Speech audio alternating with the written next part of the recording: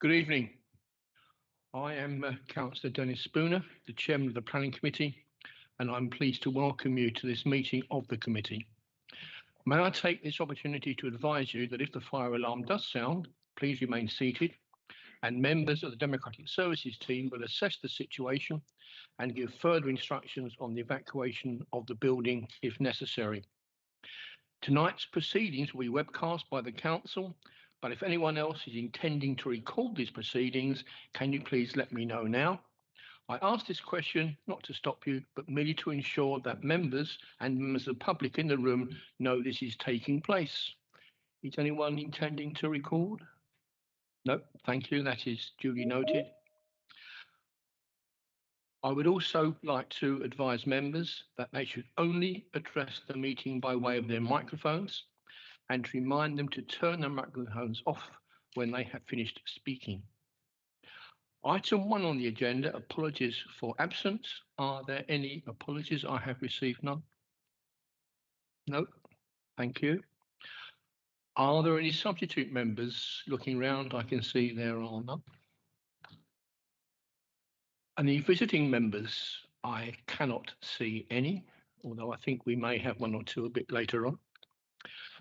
We now rush on to item 4 on the agenda, and I'll turn to you, Rob Jarman to talk to us about item 16.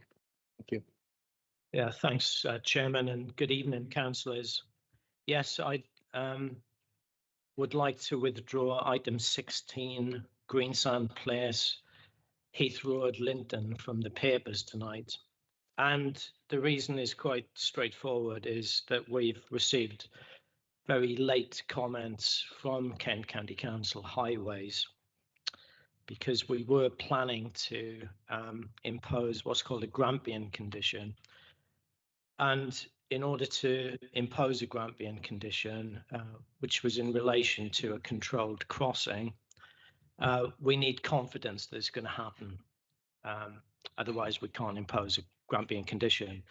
And KCC, obviously, the statutory consultee for highways, have said that they don't have enough detail.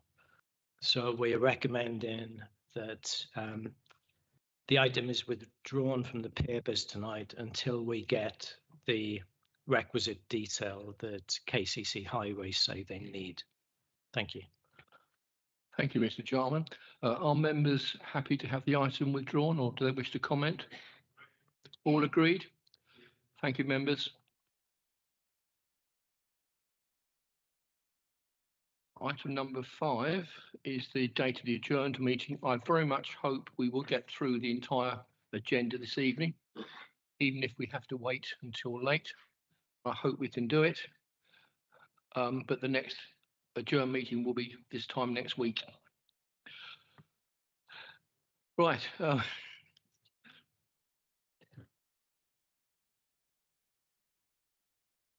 Good evening, Councillor Garton. Good evening, Mr. Chairman. I'm just getting some advice about your attendance. I mean, ideally, I suppose you wanted to be a substitute member for Councillor. Oh. That's what we agreed this afternoon by email. Okay.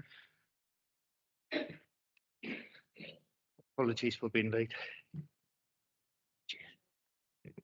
So we're just looking up the procedural rules.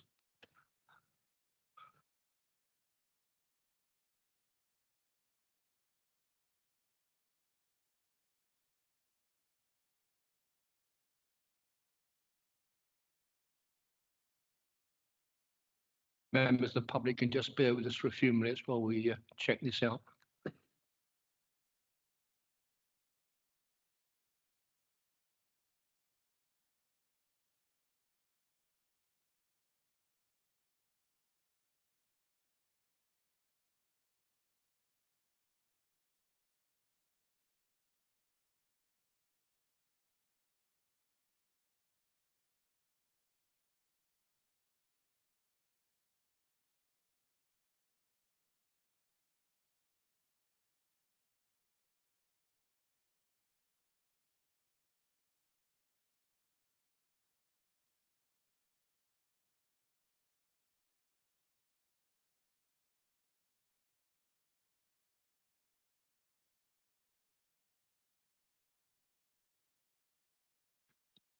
Thank you for your patience. Councillor Garton, if you could announce who you are substituting for, I'm advised that you can stay and participate. Thank you. Okay, yeah, sorry for being late, Mr. Chairman. Yeah, it's Councillor Garton substituting for Councillor Holmes. Thank you, Councillor Garton, and welcome. Thank you. Pleased to see you here. Item number 6 on the agenda. Urgent items. I intend to take the urgent updates together with the applications we are considering as they relate to the decisions we are needing to make. Is that agreed? Thank you, members. Item number 7, disclosures by members disclosures by members first. Going round clockwise. Councillor English. In relation to item 14, 62 Bramley Crescent, I am a member of Bearsted Parish Council, but I took no part in the discussion at the Parish Council on this application. Therefore, I intend to speak and vote. In relation to the item at Heather House, number 18, I and Councillor McKenna, I believe, were involved in the enforcement subcommittee meetings in relation to the memorandum of understanding for Heather House, but that does not affect our views in participation in relation to the planning application before us this evening, and therefore I intend to speak and vote. Thank you, Councillor English. That is duly noted. Anybody else going round clockwise? Councillor Reardon. Thank you, Chairman. In relation to item 17, I'm a member of Staples Parish Council, but I'm not on the planning committee. I haven't engaged in that meeting, so I do intend to speak and vote. Thank you, Councillor Reardon. And Councillor Perry. Thank you, Chairman. I'm also a member of Staples Parish Council, but I don't sit on the planning committee. But I'm also a board member of the Upper Medway Internal Drainage Board, and I will say that I have walked this proposal. However, I do have a very open view on it, and I intend to, I'm not predetermined in my view, so I will wish to stay and vote. I do have a particular issue I do want to get members' views on. The other item, Heather House, I am a cabinet member. I was party to the decision on this item, so I will leave the room on that particular item. Thank you. Thank you, Councillor Perry. That is duly noted. Councillor Russell. Thank you, Chairman. In relation to item 18, Heather House, obviously I'm a cabinet member as well, so I will be withdrawing and not taking part in that item. And in relation to item 20, it's my husband's planning application, so I will be withdrawing and not taking part in that item as well. Thank you. Thank you, Councillor Russell. With regard to item 14 on the agenda, I'm a member of Bearsted Parish Council, but I'm not a member of its planning committee. I have spoken to nobody about this application, therefore I intend to speak and vote on item 14. Right, declarations of lobbying. Anybody? Thank you very much, Mr. Chairman. I mean, I think we're all lobbied on item 16, but it's now been withdrawn But from the that's been agenda. drawn, so Yes. I'm going to say item 13. Thank you. Okay. Any disclosures by officers? No.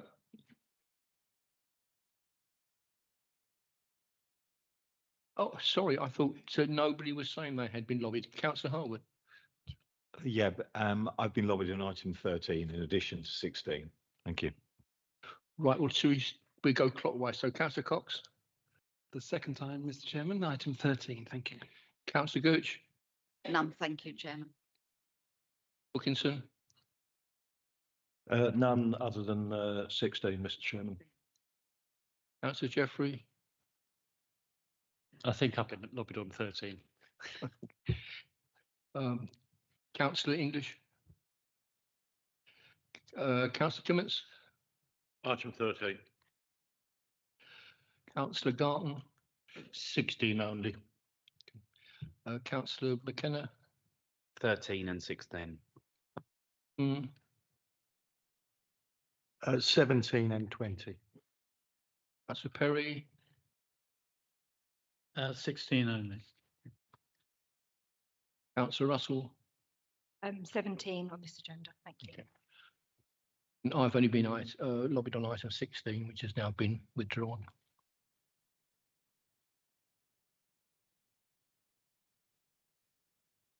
Item number 9 on the agenda, to consider whether any items should be taken in private because the possible disclosure of exempt information. I move that all the items on the agenda be taken in public as proposed. Is that agreed?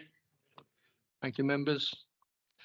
Item 10, minutes of the meetings held on the 21st of March and the adjourned meeting on the 25th of March. I move that the minutes of those meetings be approved as a correct record and signed. Is that agreed? Thank you, members. Item 11, there are no petitions this evening. Item 12, deferred items. I'll ask Mr. Jarman to give us an update. Yeah, thank you. They're all in the process of negotiation, but some of them, including the Marden Sports Club, are at an advanced stage where we've received revised plans. Thanks. Thank you, Mr. Jarman. Right, we now come to the first application on the agenda, which is item number 14. It's the first item on the running order, which is 52 Bramley Crescent, and I'll call upon Seema Yertman to introduce it. The floor is yours. Thank you. Thank you, Chairman. 62 Bramley Crescent is a semi-detached bungalow located to the northern side of the Bramley Crescent, Berstead. The proposal is a retrospective application for the replacement of front dormer window, erection of the single-story rear extension, loft conversion with the hip to gable, insertion of front roof light, and a rear dormer.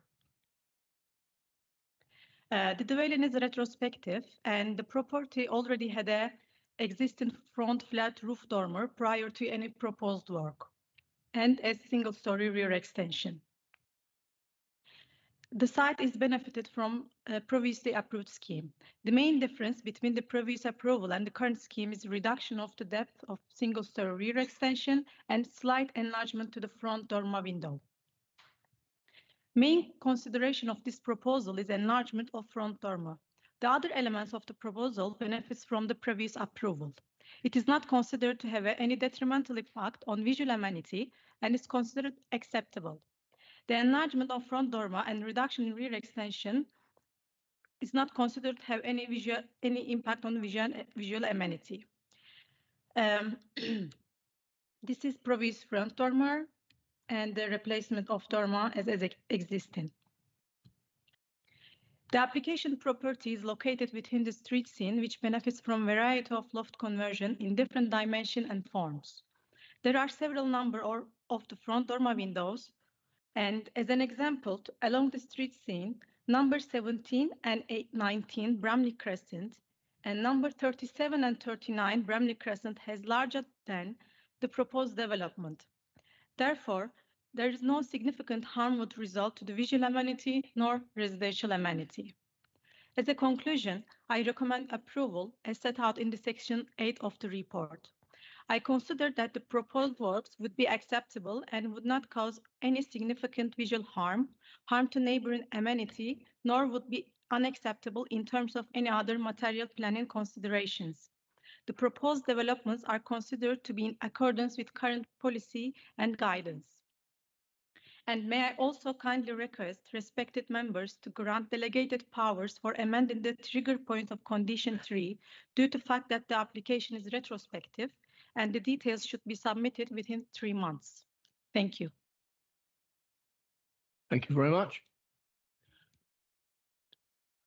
We have 3 public speakers, Mr. Wallace, Councillor Ash and Mrs. Gosden. Can I ask Mr. Wallace to come forward first, please?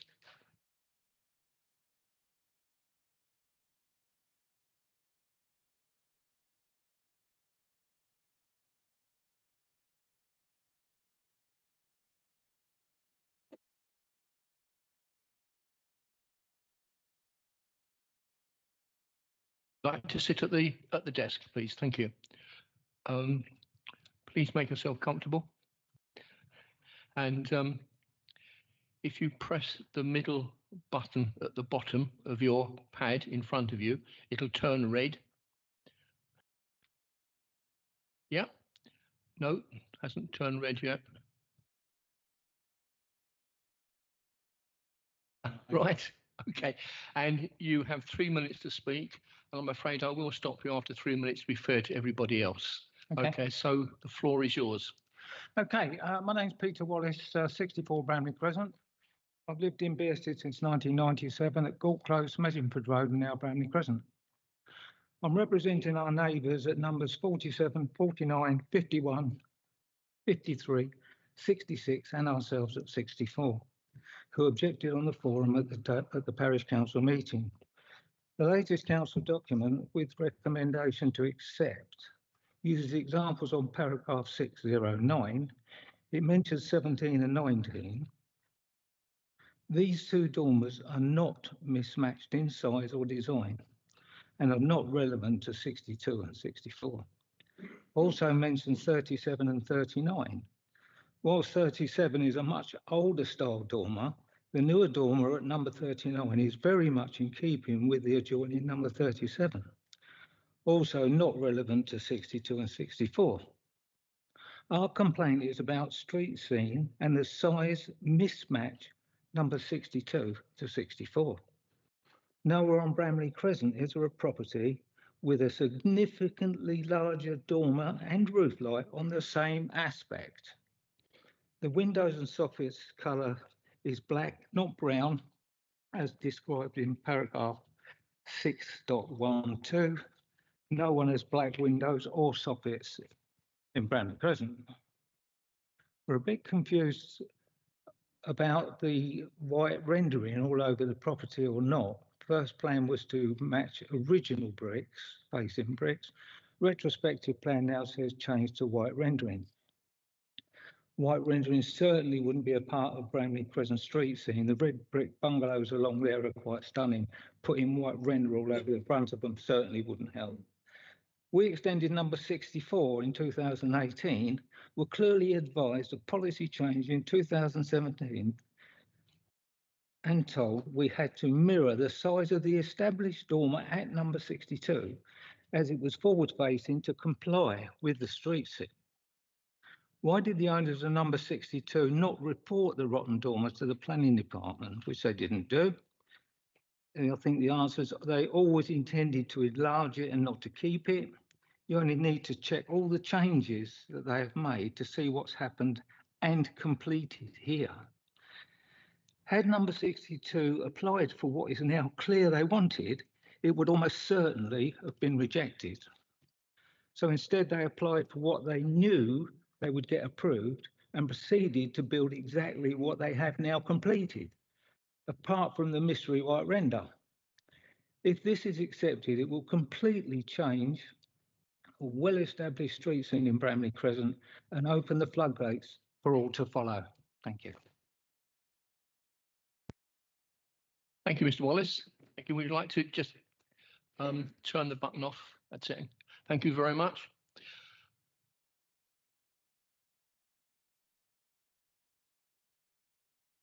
Right, can I call upon Councillor Ash from Bearsted Parish Council? I'm sure you know what to do.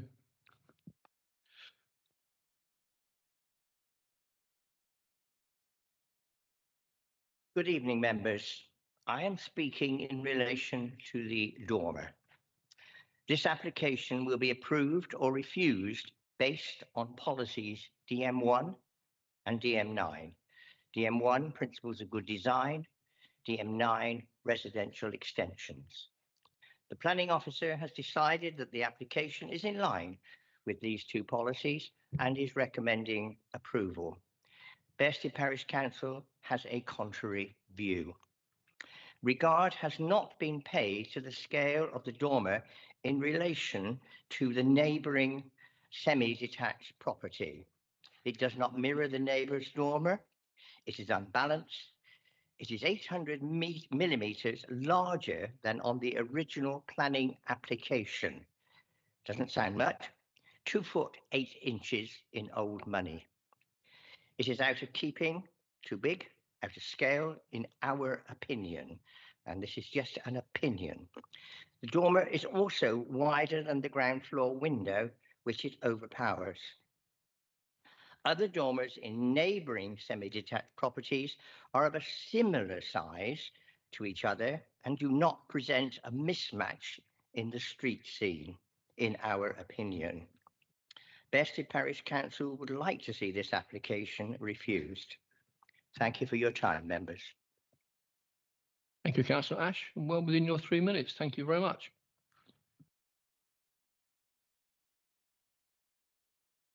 Right, I now call upon Mrs. Galsden for the applicant to come forward. As I previously explained, there's a button right at the bottom of the pad. If you just press that, your pad will turn red. And you have 3 minutes from. Can you press the button at the bottom? That's it. Well done. We acquired the property in August 2023 and have purchased it with the intent to make it our family home. In September 2023, we secured planning consent for a single-storey rear extension to create a more functional kitchen and dining area. Following receipt of the consent, we decided that the extension was bigger than we required and it felt too large for the property. Consequently, we reduced the size of it and built it to what we believe is the appropriate dimensions under permitted development rules. However, we are now aware that the eaves are slightly too high and it should have had planning consent. This was a genuine oversight on our part and this application to correct that. As the extension is far smaller than what was consented, we hope the committee will agree that there is no associated with reducing its size. As confirmed in the officer's report, no detrimental impact will be caused by the development. With regards to the dormer window, as we explained in the application documents, it was never our intention to replace it. However, as building works began for the rear extension, it came to our attention that the wood in the window was entirely rotten and couldn't be salvaged. Our only option to ensure it remained watertight and safe was to replace it. Again, it was never our intention to enlarge it. By changes in building regulations and the dimensions of timbers that could be used meant that it kept it at exactly the same size, would have created a unmanageable pinch point with the stairs inside the property. This would have rendered the upstairs of the property inaccessible, with the only solution to increase the width of the window to allow for more interior circulation space. We actively try to ensure that this window does not detract from the property or street scene, and we have chosen one which more closely reflects next doors in terms of style and material. It also mirrors the opening of the windows below, as suggested in the council design guide. This has been noted as a positive design feature in the officer's report. We genuinely do not believe that the window causes any harm to the neighbours or the wider character of the area. We would like to remind the planning committee that this application is a replacement of an existing window. The property is not listed nor in the conservation area. The officer's report recognises the variety of front dormer windows on the street, several of which are larger, and confirms that our window is not out of character with the rhythm of the street. Furthermore, the officer's report states that the dormer does not significantly increase the visual prominence of the building and the design would match the existing building. We very much hope you follow the officer's recommendations and grant permission. Thank you for your time.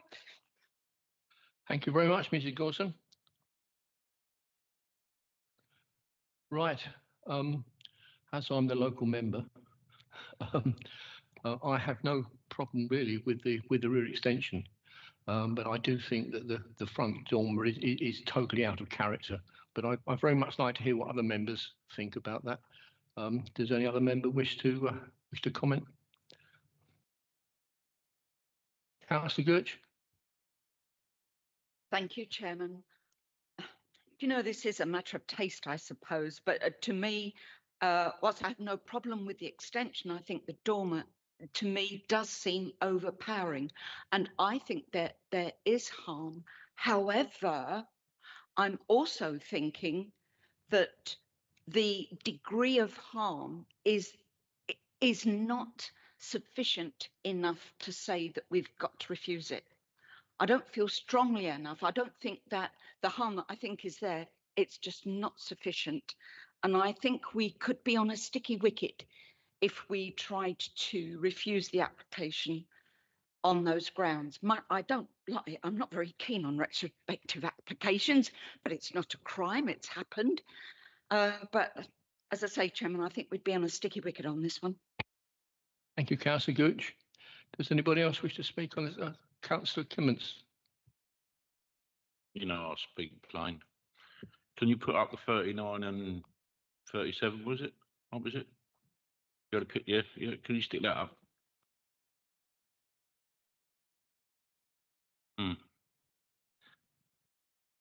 Anything that wants replacing, it's that one. The other one's fine, no problem. I can't see an issue with it. Sorry.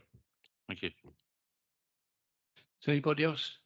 Councillor English?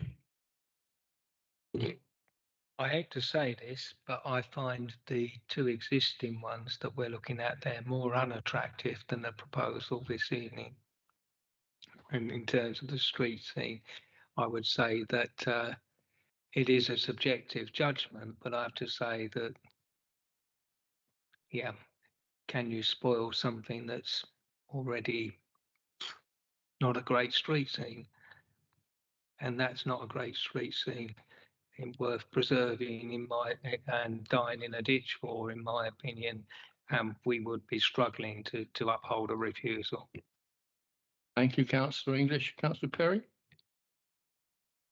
Yes, I think it is subjective when we look at something like this. It does look a bit overwhelming, but it is retrospective. And I think if to refuse it, we've got to, what does that really mean? I mean, are they going to ask them to take the thing down or redo it? I don't think so. Yeah, and we have to be proportionate. I've always learned one thing, that our decisions have to be proportionate.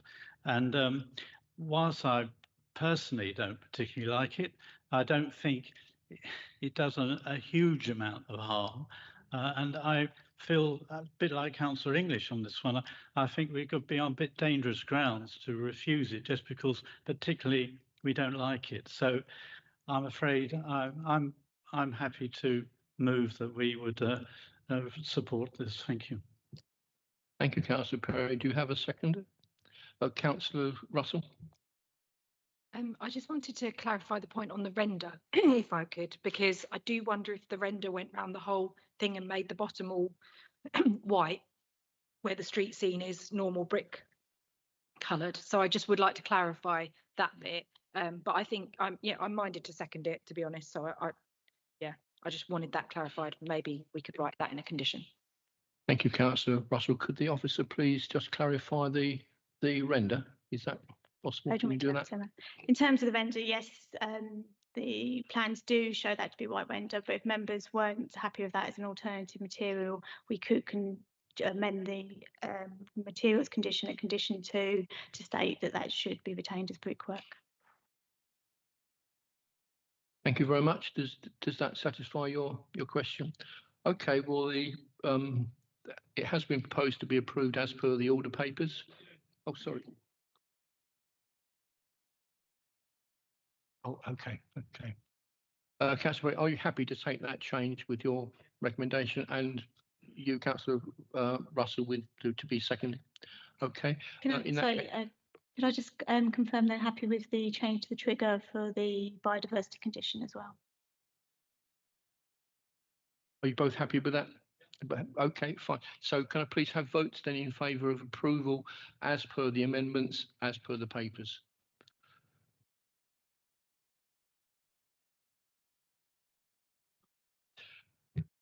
Votes against? Abstentions? Thank you, members. That is dealt with. Thank you.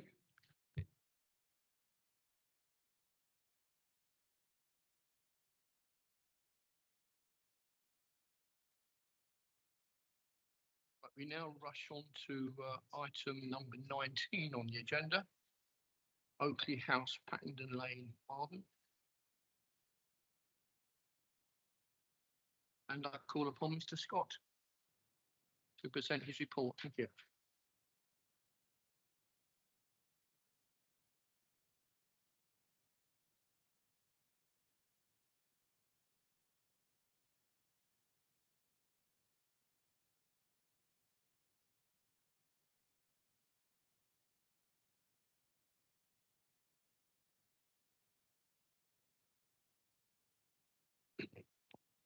Thank you, Chair. This is an application for full planning permission at Oakley House on Patterton Lane in Marden. The proposal is for the erection of a three-storey self-storage unit, including access parking and associated works. As highlighted in the committee report, the proposal is located within the designated Rural Service Centre of Marden, a defined settlement. The site is also within the Guardian Industrial Estate, which is an economic development area which supports the proposed use.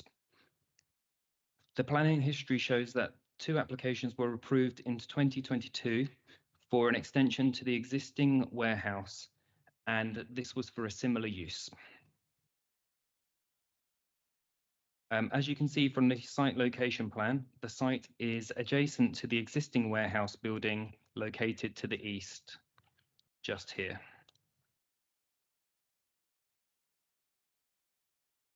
This is a view of the car park area. The area where the white vehicles are parked is roughly where the proposed building will be sited.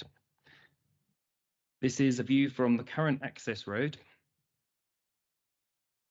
And this is a view looking northwards. As you can see, the character of the area is predominantly industrial in appearance. However, there is a row of terraced housing on the left of the screen, and this is a closer view of those units.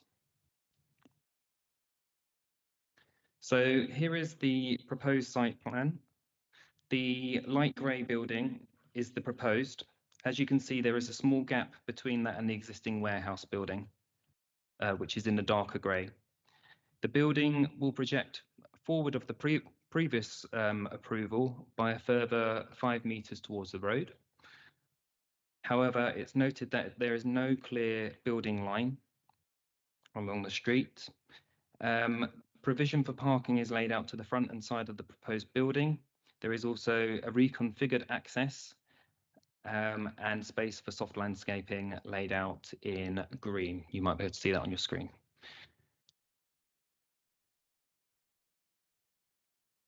So the proposed second floor plan and roof plan are on your screen now. The image shows the arrangement of the internal floor plan and how the units will be divided up. You can also see the roof plan and a section of the building at the bottom of the screen. Here are the proposed elevations. All elevations of the proposed building are shown on the screen. The image in the middle, which is here, shows the west elevation, which faces the street. Originally, no windows were proposed, and officers were not satisfied by the formation of a blank street-facing facade in this location. Therefore, a strip of glazing has been included where there are offices within the building. To add visual interest, officers also sought indicative details of cladding.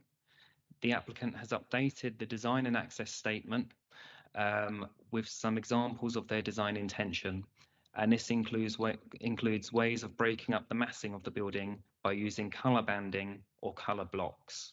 A condition for facade details has been suggested at the end of the committee report to secure details of an appropriate design for the facade detailing.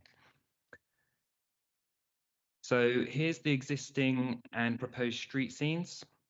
The existing street scenes are shown towards the top of the screen and the white building, and then the proposal is shown in grey towards the bottom of the screen.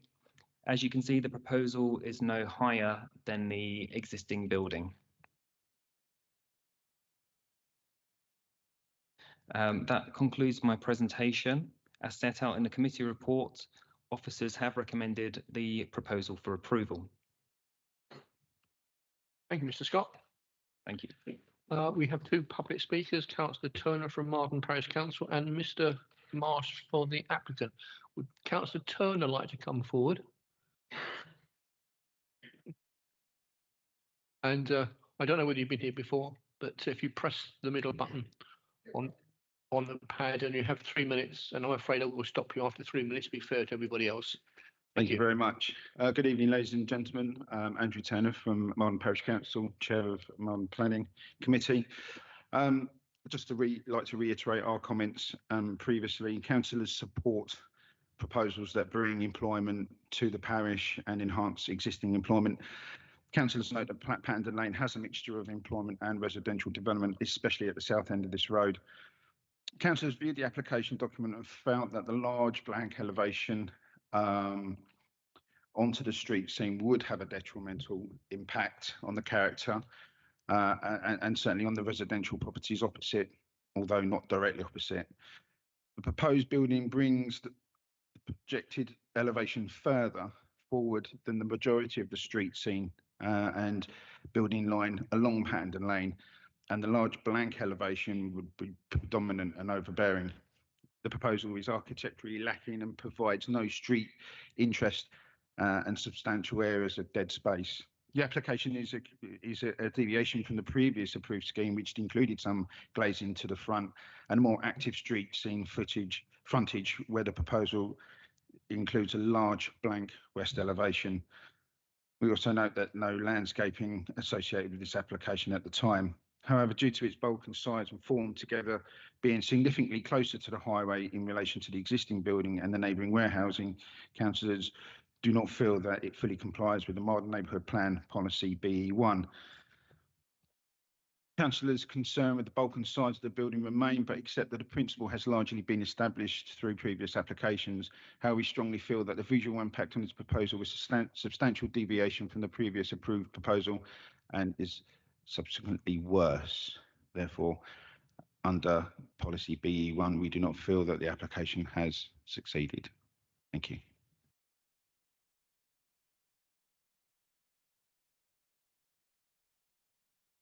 Thank you, Councillor Turner. Mr. Marsh for the applicant. You press the button at the big, so I can turn red. There we are. Good evening, everybody. Thank you for taking the time to listen to me. I just wanted to put forward our proposal. We're very keen on promoting small and developing businesses, hence the self-storage aspect. In our current site in Tenterden, we've seen a huge growth in Etsy and eBay businesses who we've seen succeed and then follow on to take up bigger units on the industrial estate, providing jobs, which has been a great success. I hope you all feel that we've improved the outline of the building with the existing, with the added glazing and the planting that we're looking to put in place. We'd also like to stress that we've increased the level of insulation in the building to hopefully make it a very environmentally friendly building as well. And I hope you can all see the benefits of it. Thank you for your time. Thank you very much, Mr. Marsh.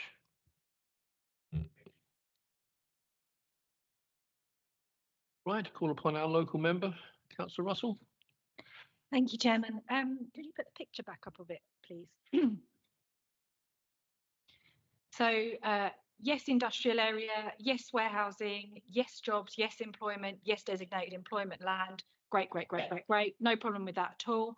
My issue is, can we not do something a bit nicer looking? It is ugly, and it is literally right opposite some housing. So whilst it is in the industrial area, there are some properties right across the road, and that's what they will look at. And I know they look at it anyway, but they were there before the industrial estate. And if you look to the building that's one next door to it, the green one, it's like green on all different colour greens and nice design, more modern. Like, can we not reach for something that looks a bit nicer? You know, when we've got Yalding Enterprise Park as well, there's some quality materials, some quality design. I do really appreciate the softening and the planting. I think that's going to really help. But I just wondered if there was any way we could just reach for a nice frontage on the street scene. And given that obviously this area is going to be industrial, will keep developing, and it'd be nice to keep on, you know, making it a more modern industrial area, and looking better. And maybe, I'm not sure if that is the colour scheme, but that's concerning. Thank you.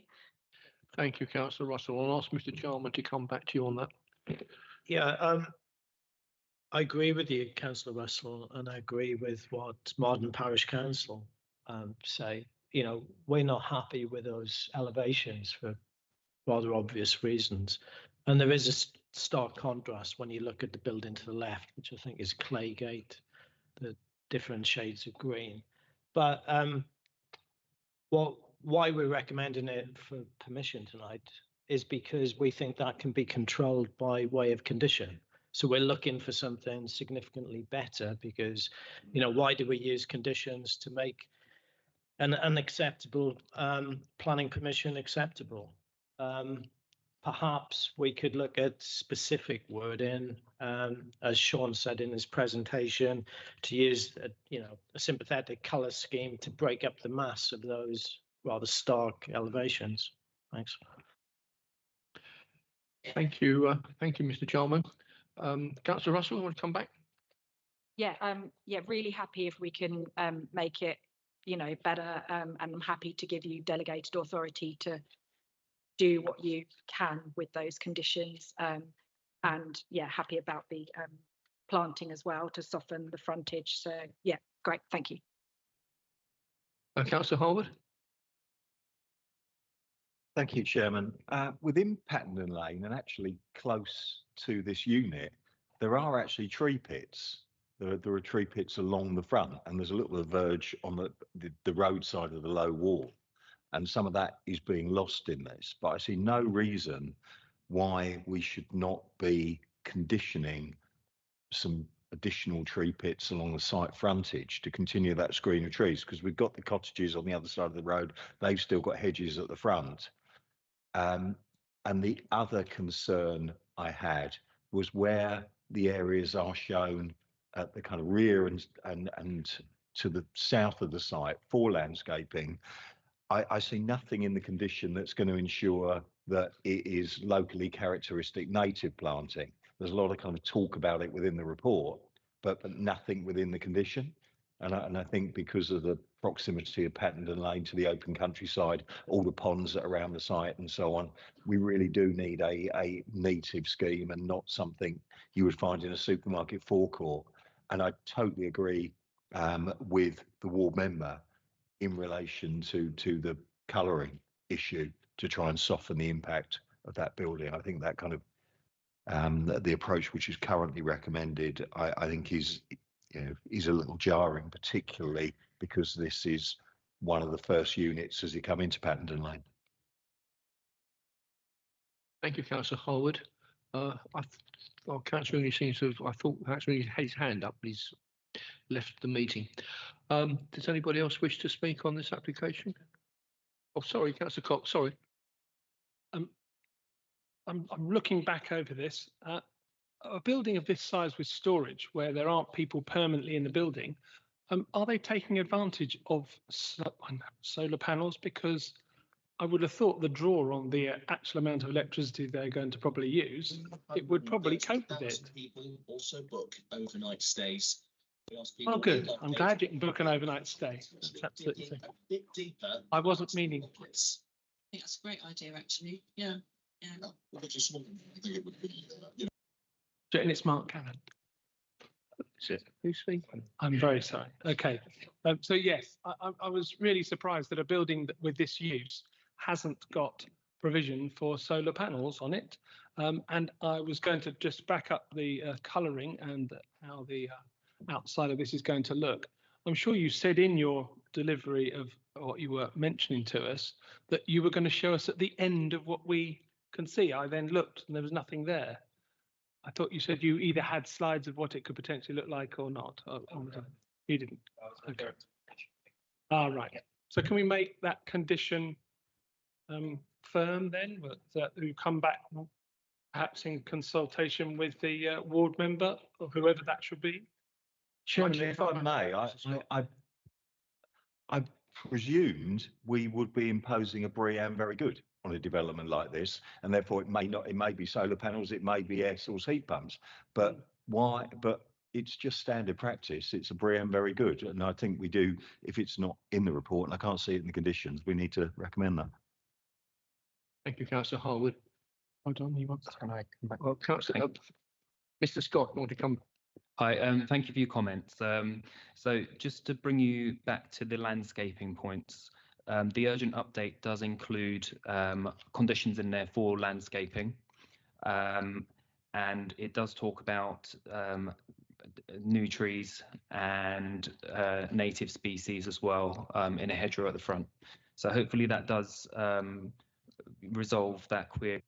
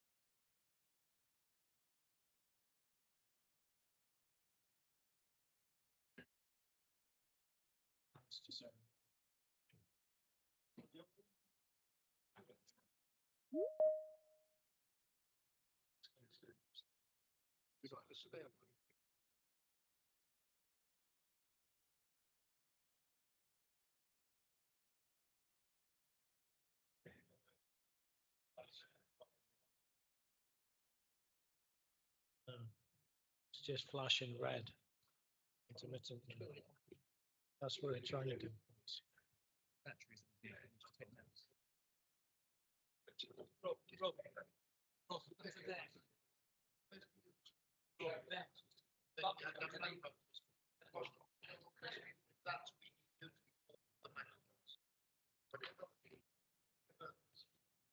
Switch off and let's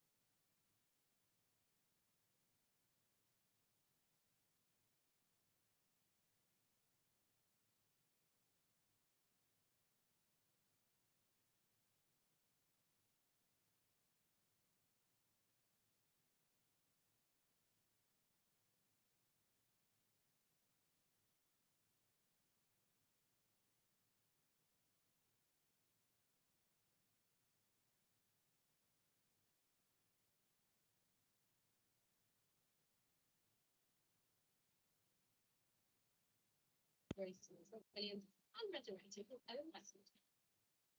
And some showers and full breezes as we head towards the weekend.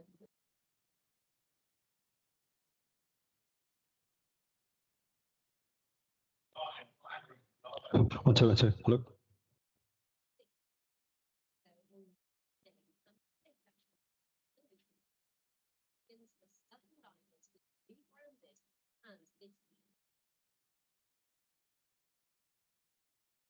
I'm on. I'm on now. Yep, that's working. Oh, yeah, there it goes. Oh, yes. Oh, yeah. That's on.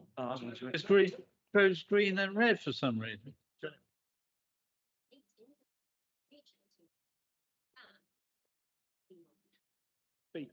Speak. Mary had a little, oh, Hello, hello. 1, 2.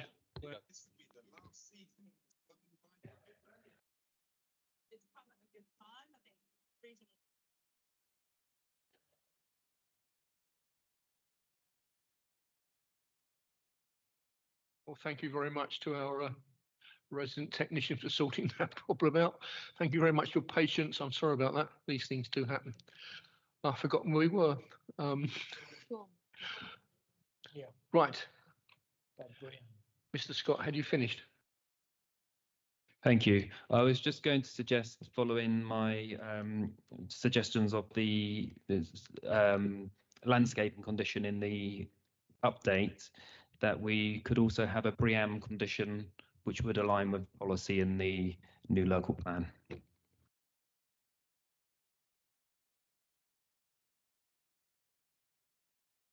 Thank you, Mr. Scott. Does anybody else wish to speak on this? No. Okay. Okay, so do we have a proposal to approve the application? Yeah, I'm happy to move the recommendation with the urgent update in terms of the landscape in the tree pits, making sure it's native, but also with the addition of a BREEAM, very good in compliance with a new local plan. Thank you. Is that seconded? Thank you, Councillor Russell. Is everybody clear upon what Councillor Harbord has just said? Sorry, Chairman, can I just clarify the position about the materials? The point that Councillor Russell raised at the start. Thank you. So the materials conditions at the end of the report, hopefully that does enough at the moment. I'll just refer you to that.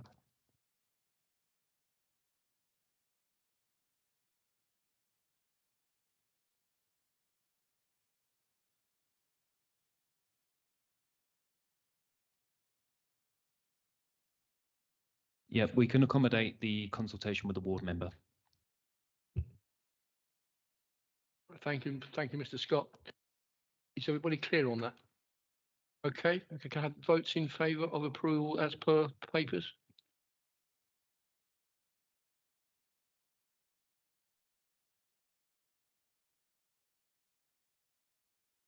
Unanimous for who are here? Right.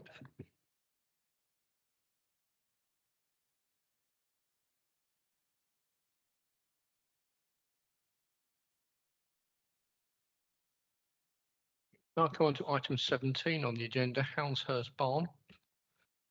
I ask Mr. Ryan to introduce his report. Thank you.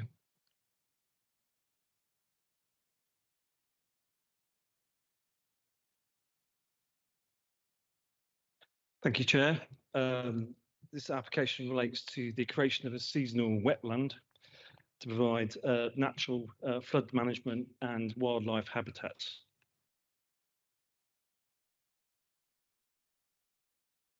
This is the aerial photo.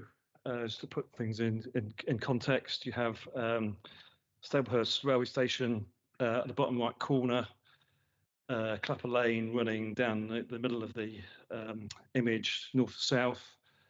There are a collection of residential properties to the north of the application site. The actual area of the wetlands is the dark area within the red line boundary. This is a sort of zoomed in aerial.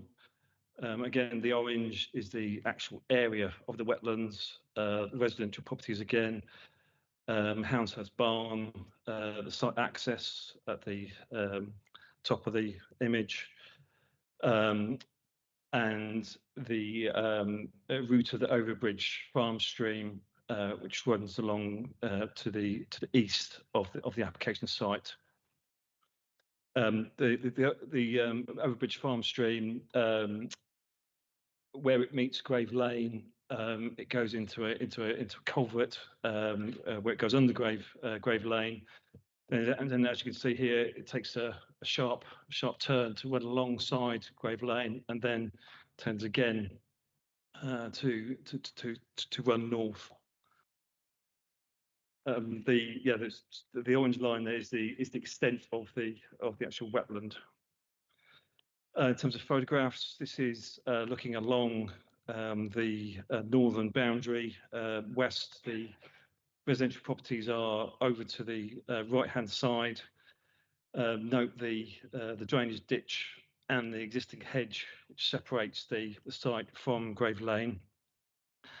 The stream, the Overbridge Farm stream, is behind the location of this photograph. This is looking north towards Grave Lane, with the stream is on the right of this location. The dwellings in Grave Lane are visible in the background of this photograph. This is the Overbridge Farm stream. This is looking downstream towards Grave Lane. This is the image of the actual wetlands. Overbridge Farm stream again runs along the eastern side, goes under Grave Lane, and then carries on northwards. A structure called a leaky dam is going to be used in the farm stream. That is designed to allow normal water flows to carry on down the stream. When the water levels reach a peak level, the dam would then divert the water into the wetlands. The excess water would be would actually go down this channel at the bottom of the image. It'd go through a settlement pond and then into the main pond. In the unlikely event that that pond fills up, there is also a channel which diverts the water back to the farm stream. There are also a bund which runs along the north of the site, and also raised areas to the west. In addition to flood storage, the wetland has been designed by a specialist to include a variety of different habitats that would suit different species at different times of the year, whilst also providing an opportunity for flood storage. The material excavated from the ponds will be relocated on the site to provide the bunds that I mentioned earlier. This is an image of the wetlands in terms of the site itself. We've had various comments from neighbours in terms of consultation. The officer response to those comments are on pages 96, 97 of the papers. Following publication of the agenda, the applicant has had a meeting with KCC Ecology in terms of Great Crested newts. KCC Ecology advised that a planning condition can be used to require additional survey work in terms of newts, and then if required, the proposed mitigation. This is through a ecological mitigation and management strategy, and a copy of that condition is in the urgent updates. A further email has been received post the publication of the agenda from a neighbour, mainly restating comments that are dealt with within the officer's report. The only additional point relates to silt build-up in the existing stream. The existing stream does suffer from silt build-up, especially where the stream meets Grave Lane, as this is the point where the stream has to go through the culvert. There's also the sharp turn left and then north. The landowner has highlighted that they do remove silt from the stream, and it is also highlighted that one of the benefits of a wetland scheme is to remove silt from stream. So this wetland proposal will actually benefit the silt within the existing stream. Now, the Office of recommendation is to approve, subject to the planning conditions in the papers and the additional planning conditions on the urgent update. Thank you. Thank you, Mr. Ryan. We have one public speaker, Mr. Gallon, for the applicant, who is with us remotely. Are you there? Can we hear you? Good evening. Yes, I'm Mark Gallant, Senior Partnership Officer with the North West Kent Countryside Partnership. We're a not-for-profit organisation that sits under the umbrella of Kent County Council. The Staplehurst Wetland Creation Scheme seeks to develop a series of seasonally wetted wetland features. So basically, they will be wetted during the winter months during peak flows.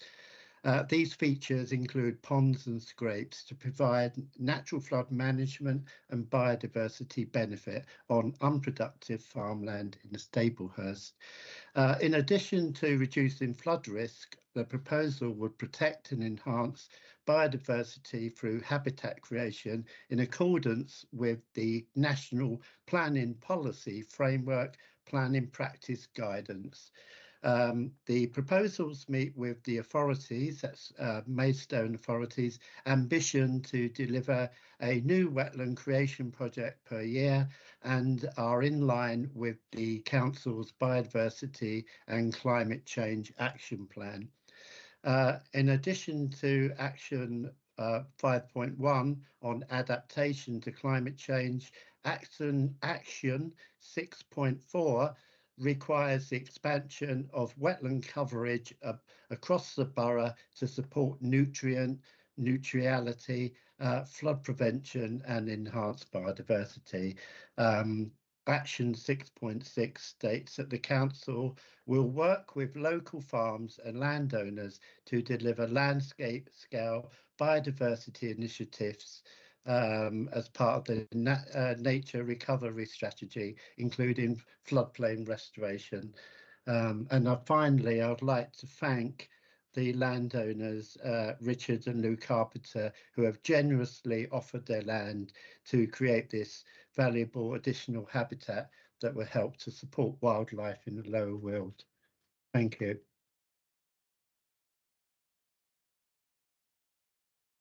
Thank you very much, Mr. Connell. Right, local ward member, Councillor Perry. Thank you, Chairman. Overall, this is a complex issue. I am in favour of this whole approach. Don't get me wrong, but as someone who's lived on a floodplain for many years, I no longer do, but I did for best part of 17 years. I know a lot of the issues around this, and the drainage systems are incredibly sensitive and incredibly complex as well.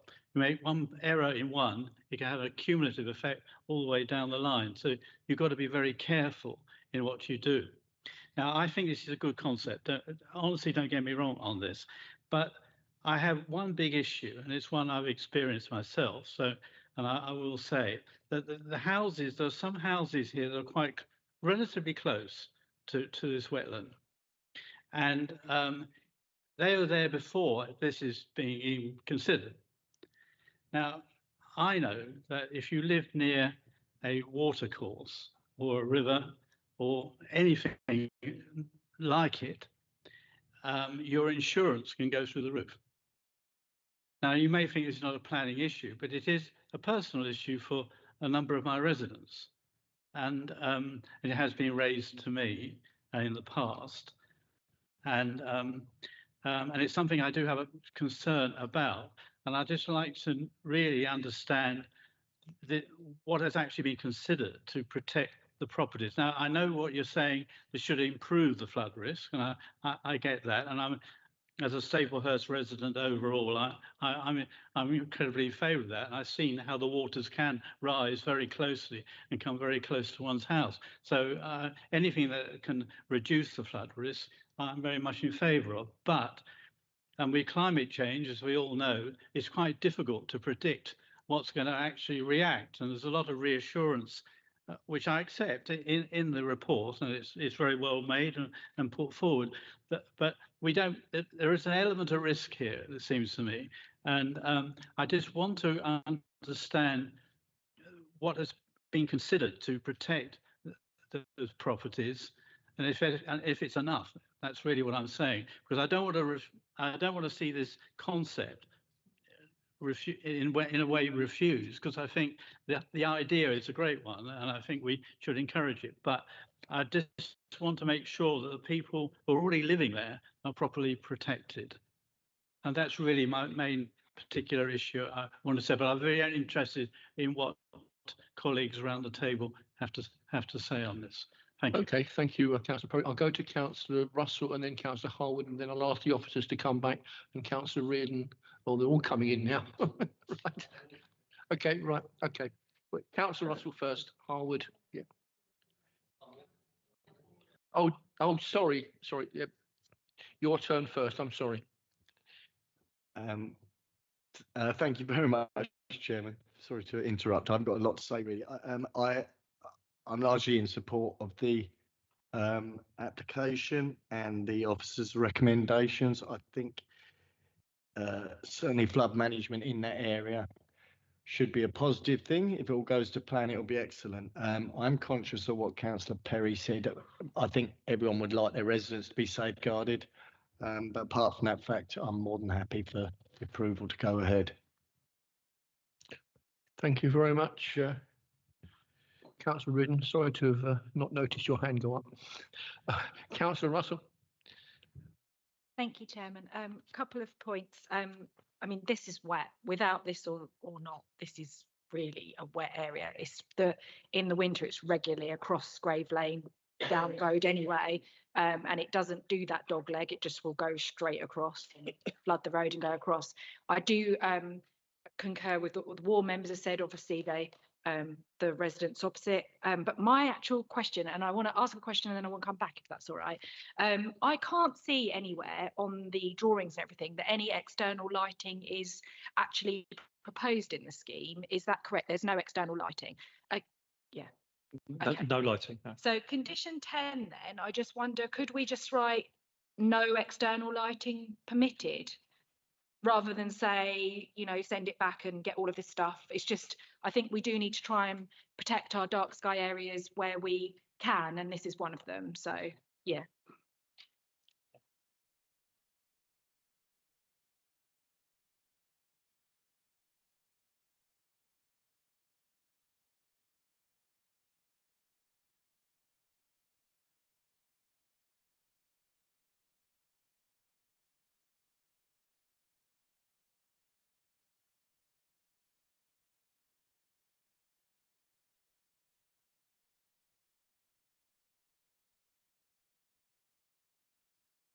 Can you come back on that, Mr. Ryan?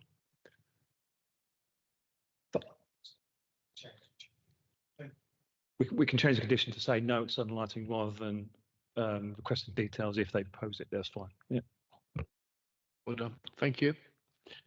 Right, I hope I've got you all in the right order. I've got Councillors Harwood, Jeffrey and English in that order. Hope that's correct. Thank you. Thank you, Chairman. I would, as you'd expect, I actually support this very strongly. It's one of the most heartening and exciting projects I've actually seen come before committee for a very long time. And you ain't seen nothing yet with climate change and severe weather impacts. So therefore, if landscapes such as the Low Weald, we need to find space for water. If we are going to protect both farmland and residential areas, I think the point that has been emphasised around taking silt out of the stream flows is another important one in terms of water quality. And the ecological restoration component of this is really important. The low weald used to be very, very wet. It's been progressively drained and it's lost a lot of its ecology as a result.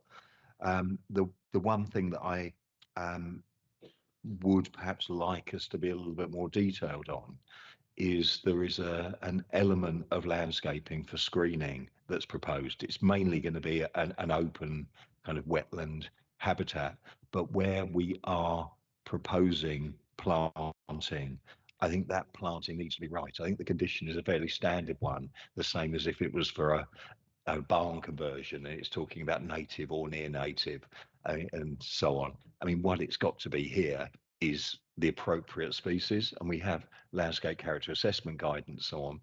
But in terms of these seasonally wet areas, the tree species that's used to characterize them was our native black poplar, which is one of the rarest trees now in the country. And I think there's an opportunity here to restore black poplar. And I think we should specifically request that where tree planting is proposed, that it comprise at least an element of black poplar, native black poplar. I mean, you'll know, Chairman, female black poplars are very, very rare. And there is actually one at Bearsted, at the Bearsted Woodland Trust site, and it's quite nationally famous. So it would be nice to get a few back, because this will be the perfect location. Thank you. Thank you, Mr. Howard. I'm grateful for your enlightenment. That's quite interesting. I'm sure we can actually mention native black poplars in the condition, in the landscaping condition. Right, Councillor. Councillor Jeffrey. Thank you. Yeah, I must say that I think this is a really good application, and I'm really pleased to see it here. I mean, as it's been said, climate change is going to get tougher and tougher to deal with. This feels like an adaptation, the type of adaptation that we need, and it's clearly in line with our own climate change plan. I think I know I'm really keen to support the application. Just in terms of the flooding issues that Councillor Perry talked about, I think it does feel like it's covered in the report. I think I read that it will reduce the risk for those neighbouring properties. But in addition, this kind of storage of water upstream will also reduce flooding in the town centre and all the parts downstream. So I'm really keen to support this. Thank you. Thank you very much, Councillor English. Yeah, I think it's disappointing that a number of people, perhaps understandably, I suppose, have misunderstood the likely impact of the application here. I suppose that's understandable because these can be complex issues. But it's quite clear that the reintroduction of this sort of soft wetland management approach to dealing with flood issues is something we should be doing as a planning authority. In fact, should be being done on a much larger scale across the country, because there are reasons you had water meadows and so on in medieval times, because that was a fairly natural way of dealing with flood issues. We're recreating that approach in a way with this wetlands, which will substantially contribute to biodiversity. It is a commendable approach, and I'm glad to see it happening. Although not all the residents appear to be very happy, I was a bit disappointed to see a response saying that they really didn't want to see any wild birds in their garden. That's a shame when people say they really don't want to see any wild birds in their garden. But this is a commendable project and should significantly improve and reduce the risk of flooding in the area. It's quite clear from the report if you read it. Thank you, Councillor English. Councillor Russell and then Councillor Howard want to come back again, but Councillor Russell first. I just wanted to pick up on the point of the black poplar. It is a lovely tree, but this area is so open. So you've got massive arable fields all around. I know you've got the woodland there, but it is really windy and they can grow 30 metres tall. So I'm just thinking in this particular location with the wind and then the possibility for them falling onto the road, and I don't know where Councillor Hard was thinking of putting them, but maybe the neighbours, you know, might not like that as a tree that's in this area.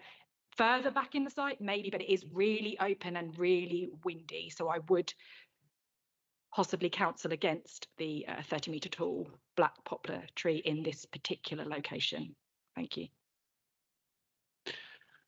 Thank you, Yeah, if I can come back on that, I think the issue with wind-thrown black poplars is hybrid black poplar, which Populus ex canadensis, and it's a hybrid between a European and an American species, which is grown for shelter belts because it grows so quickly, and that does have stability issues. Our native black poplar, Betulifolia, you couldn't blow it over if you tried because it's evolved to grow in wet sites, and it's growing in sites in Norfolk and Suffolk and so on in coastal areas, and it is sometimes the only tree standing. And yes, you wouldn't put a poplar next to a house or a road probably anyway.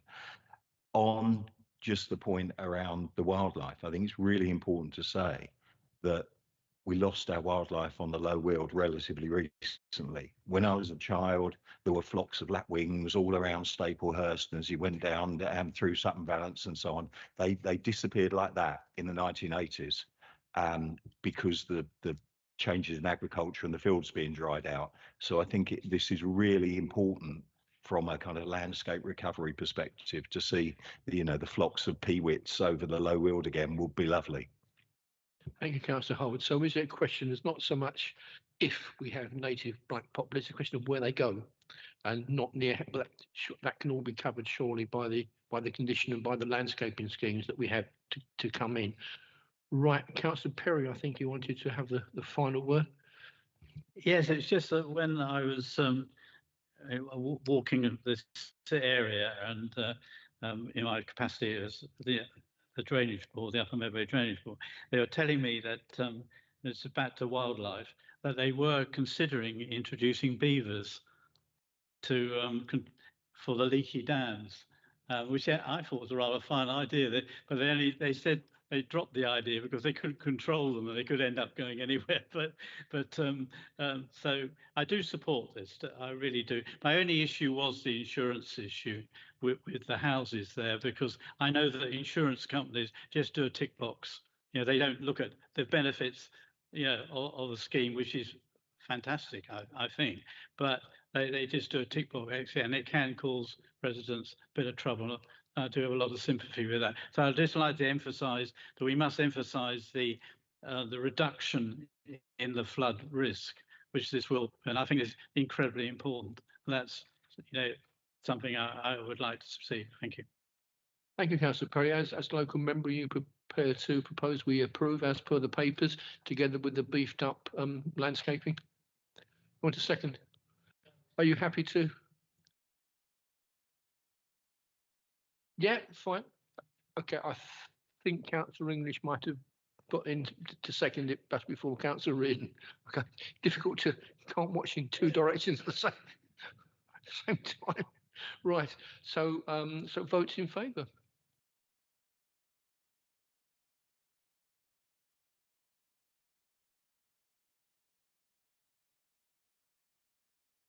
That is unanimous. Thank you very much indeed. I think we all learned something from that.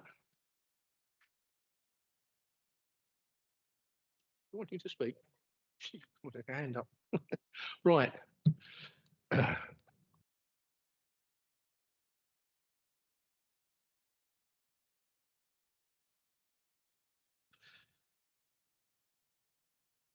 doing this one?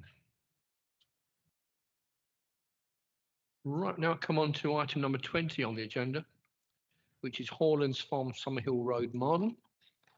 And I'll ask Mr. Ryan to present his report.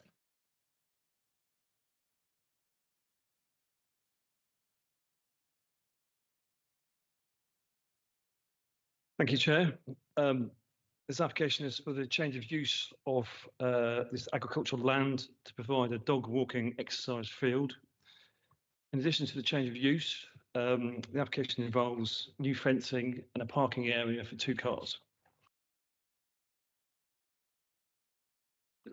This is the aerial photograph. As you can see, the site is linear in shape on the south side of Summerhill Road, with the main Hollands Farm buildings to the north. There is an existing access to the site just opposite the access to Hollands Farm. In terms of photographs, so the site, as the title says, looking east from the existing site entrance. This is the entrance from Summerhill Lane. The fencing there is highlighted because that's the type of fencing that would be used around the perimeter of the site. This is the view south from the site entrance. As you can see, this application is part retrospective. The two dogs there. This is the existing entrance, which would be removed and replaced by a car parking area as part of this application. This is the view from the entrance to Hollands Farm, looking west. The site entrance is just over to the left of this image. This is the proposed block plan. This is the eastern end of the site. You can see the proposed parking area. The existing fencing around the site will be moved in by a metre, and that's all the way around the site. This is the western end of the site. The line here is the existing extent of the use, and as part of the plan application, that has been moved westwards to this location. The new boundary will also be marked by fencing and a new hedgerow. This is the new parking area for 2 cars. The parking area uses the existing access from Summerhill Road. Two parking spaces with an area for turning to allow exit and access in a forward gear. The application is found to be acceptable in relation to the minimum level of harm to the countryside. The site being closed with hedging, behind which is a 1 metre gap and then a line of fencing. The application is acceptable in relation to neighbour impacts and access and parking arrangements. As with earlier applications of this nature, I think members have raised issues in terms of waste and the impact on the ground level, on the ground from dog waste. That impact has been discussed with KCC Ecology, and that is dealt with in 2 ways. The fence which prevents access to the hedgerow, and also condition 4 in the papers, which amongst other things requires a strategy to ensure that waste is actually removed from the site in terms of its general use. With those planning conditions, officers feel that the proposal is acceptable, and the recommendation is to approve. Thank you.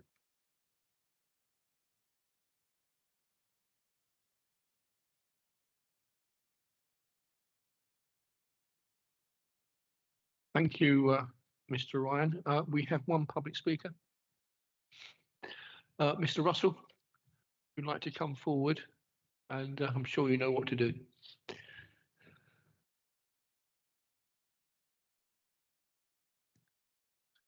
Thank you, Chair, councillors and officers, for allowing me to speak in support of my application.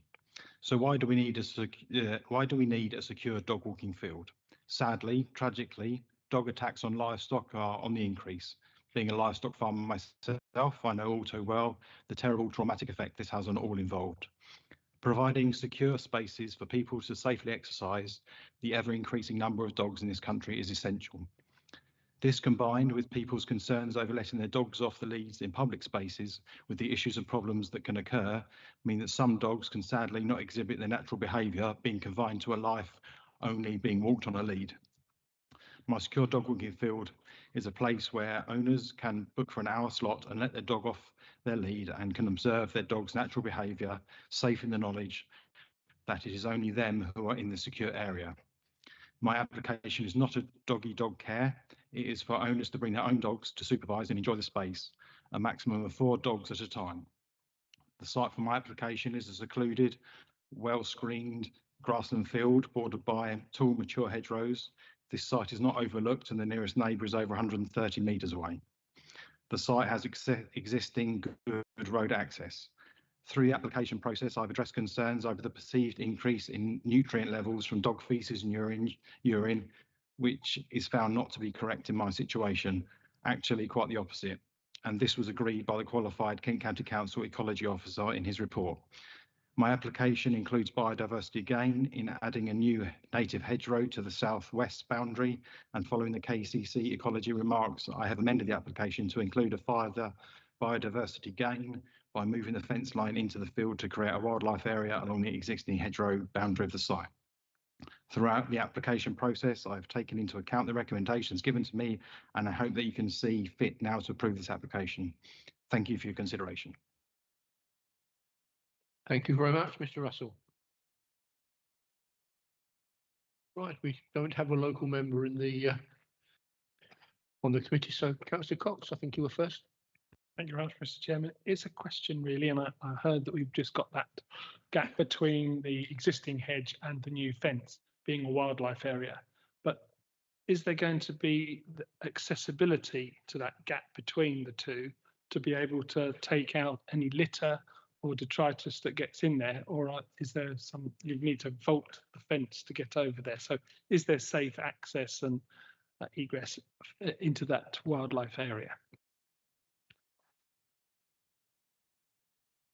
Yes, I think the idea is for it to be, yeah, it is a wild area, but it's going to be sort of managed. I think the idea is that it's mowed sort of annually, so it's going to be managed and accessible. Yes. Thank you, Mr. Ryan. Councillor Harwood. Thank you. I think what Councillor Cox was saying was when we have a residential application, we always require there to be spaces, gaps underneath fencing to allow wildlife, hedgehogs and so on to actually move through the site. I think what Martin is saying is that if you have a fence going down to the ground so chihuahuas can't escape, then the hedgehogs can't get into or out there, and you're actually creating a kind of obstruction in terms of the, you know, quite a significant linear area. So yeah, so I think we do need to consider whether there are some, you know, hedgehog highway spaces under some of the fencing to enable wildlife to move through the site. So I think that was the point. I am struck that KCC Ecology seem to fairly spectacularly miss the point. I don't think members ever talked about dog wee, kind of making fields like, you know, really fertile, because, you know, frankly, your average horse or whatever has a lot more wee.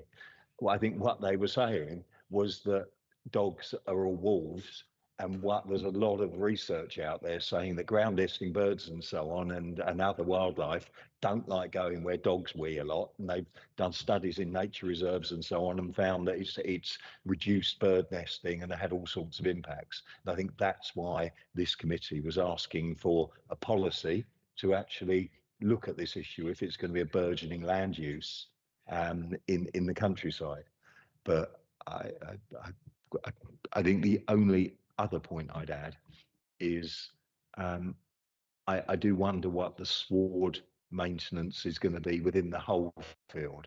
Is it going to be mown as kind of, you know, parklands so that dogs run all over it, because that is quite kind of urbanizing, or is it going to be a little bit of a mosaic where there are going to be some islands of longer grass or whatever that are actually within the site? So I'll just, I have no problem with it, and I'll move that we grant permission. But I do want the officers to consider the kind of Hedgehog Highway issue and whether there is a need to consider sward maintenance to make it look a little bit like the countryside and not like a park. Thank you. It seems to me that perhaps the Hedgehog Highways need to be time controlled so they can get in there at night time when there's no dogs being walked. But there we are. Councillor, Mr. Ryan, do you wish to come back on any of those issues? Yeah, with the Hedgehog Highway, we can amend condition 12, which requires the fencing to be as per the plans. We can just amend that to say that you need gaps at ground level to allow wildlife to access.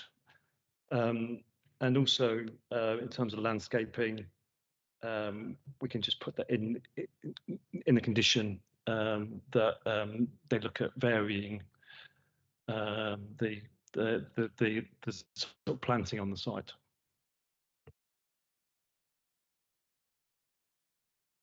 Right, Councillor Cox, we wanting to. Oh, so who was it who actually moved? Right, Councillor English, was it you or Councillor Harwood? Councillor Harwood moved it. I was just indicating to second, but I did specifically the point that Councillor Harwood was making about variation in sward coverage rather than landscape variation per se. So that specific point. Okay, thank you. So it has been proposed by Councillor Harwood, seconded by Councillor Cox, as per the papers, together with the amendments for the Hedgehog Highways, or the timing, or whatever it is that the officers can. And there was also something about the tree planting or the planting. I didn't quite catch that. Sward, the grass. Sorry. A little bit of variation in the grass lengths so that it looks rural, and that's all. Okay, thank you very much, Councillor Harwood, for clarifying that. Right, so votes in favour?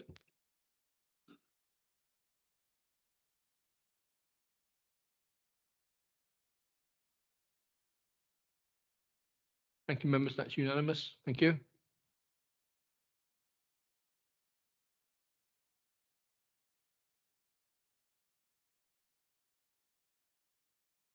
Now, the next item is a starred item, members. Does it? All right. Okay. I'll just wait for Councillor Russell to come back.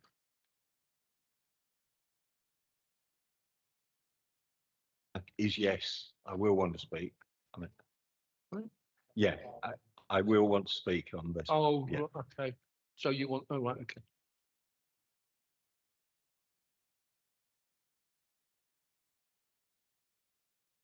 Lost myself.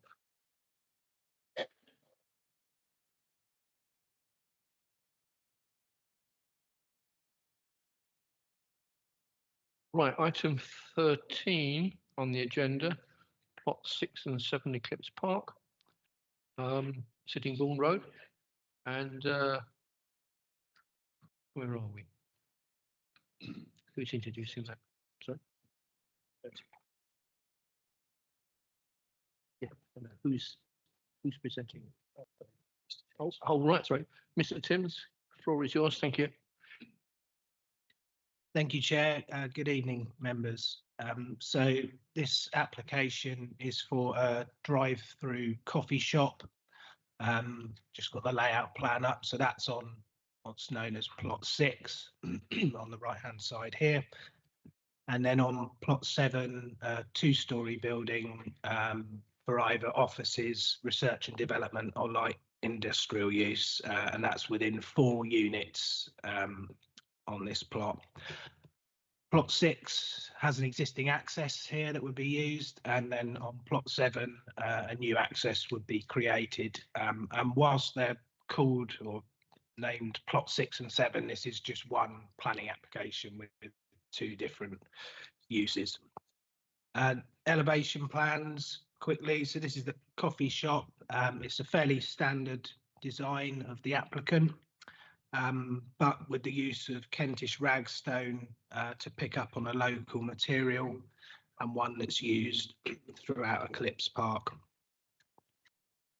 The employment building also uses some ragstone, and it's fairly large building, but it's broken up through the use of different materials, glazing, and there's a stagger to the front of the building. Just quickly the photographs. So this is existing access into the plot that would have the coffee shop, which would be roughly there. That's just further around. So again, the access in there, sort of parking area here with the coffee shop on the right. This is looking to the sort of employment plot. So the building would be back the rear of the site here in front of the trees. And then that's just looking back the other way. So the employment building on the right here, and where that sort of white and blue building is where the coffee shop would be. So just some of the main issues in terms of the policy position, the site falls within a designated employment area, which under the 2017 plan is allocated for offices, research and development or light industry. So that's exactly what the employment building's for. So that's acceptable. Under the local plan review, any Class E uses are allowed, and that includes any type of retail, indoor recreation, and various other uses. So as they're now allowed, the coffee shop is okay in principle. In terms of the impact on the area, we have negotiated amendments, basically to get a greater setback at the front, in terms of moving the parking and the drive-through road, to allow room for a decent amount of landscaping and trees, because the local area is fairly well landscaped with setbacks. So we feel that that has been changed to an acceptable amount. In terms of the building designs, as we say in the report, they're considered to be of an acceptable quality with the use of local materials. In terms of highways, which is what the Parish Council have raised, the vast majority of trips to the coffee shop would be from people who are already making journeys. So there wouldn't be any large increases in vehicles on the wider network. It would mean more vehicles entering and exiting Eclipse Park, as you'd expect, and using the signalised junction by Next. But the applicant's evidence shows that that signalised junction would remain well within its design capacity, and there are no objections from the Highways Authority. Opening and delivery hours are restricted to protect the amenity of local residents, including the care home opposite, and there's a condition attached to require a litter management plan area. And so in conclusion, the proposals comply with relevant policy and permission is recommended. Thank you. Thank you, Mr. Timms. We have one public speaker, Mr. Buckwell. Would you like to come forward? I'm sure you've been here before and know how to do it.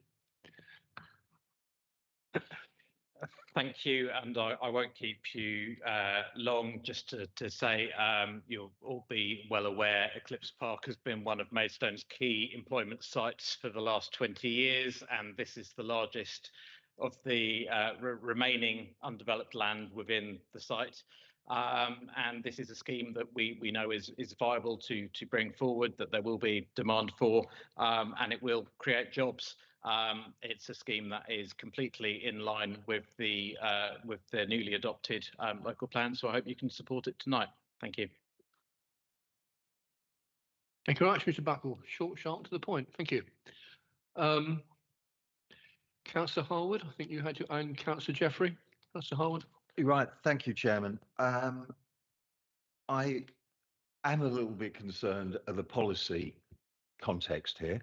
When this formerly greenfield site that was woodland and fruit trees was developed, it was sold to members on the pretext that it would be for high-tech, high-value employment, which would bring high-wage economy. I don't think a coffee shop is a high-wage, high-value employer in the way that was intended. However, it would have been all right before the local planning review, but essentially the local plan review has sold the pass. And I think this is an application of two parts. I have no problem at all with the employment component. I think that is fine. I have a real problem with a drive-through coffee shop. I mean, one, how many coffee shops do you need on one tiny site? This will be the third one. There's one in Marks and Spencer's, there's one in Next, and now there's another one here. But if it were a conventional coffee shop, like the one in your ward, Chairman, I wouldn't have such a problem on the A20. But this is a drive-through, and we know the problems with drive-throughs, not least from the Broadway and the McDonald's there, of idling engines, pools of pollution hanging over the site, noise, and all the sorts of issues that we get. And as has been pointed out, this is opposite a residential care home and all of the new houses on the Persimmon development in Old Sittingbourne Road, and also in terms of air pollution. It's close to a designated ancient woodland at Heathwood, where deposition of nitrogen is a real problem. However, our local plan is fairly silent, but I'm very surprised that our environmental health team are silent in this report. I'd expected conditions around no idling. I'd expected that we would be looking at the issues around the pollution impact upon the residents. However, I think perhaps the biggest concern, which has arisen from local residents, relates to the absolutely inevitable littering that we're going to get. And again, I come back to the McDonald's in the Broadway and the trail of litter that's always on the roads that are around it. I see the condition which is in there, but I don't think it gives you quite long enough to drink your scalding coffee before you chuck it out your window, because that's inevitably what will happen, or it will be left in the car parks as it currently does. And one of my litter pick walks is around the likes of the Marks and Spencer's car park, getting the litter out the pond and so on. And that's what's going to happen.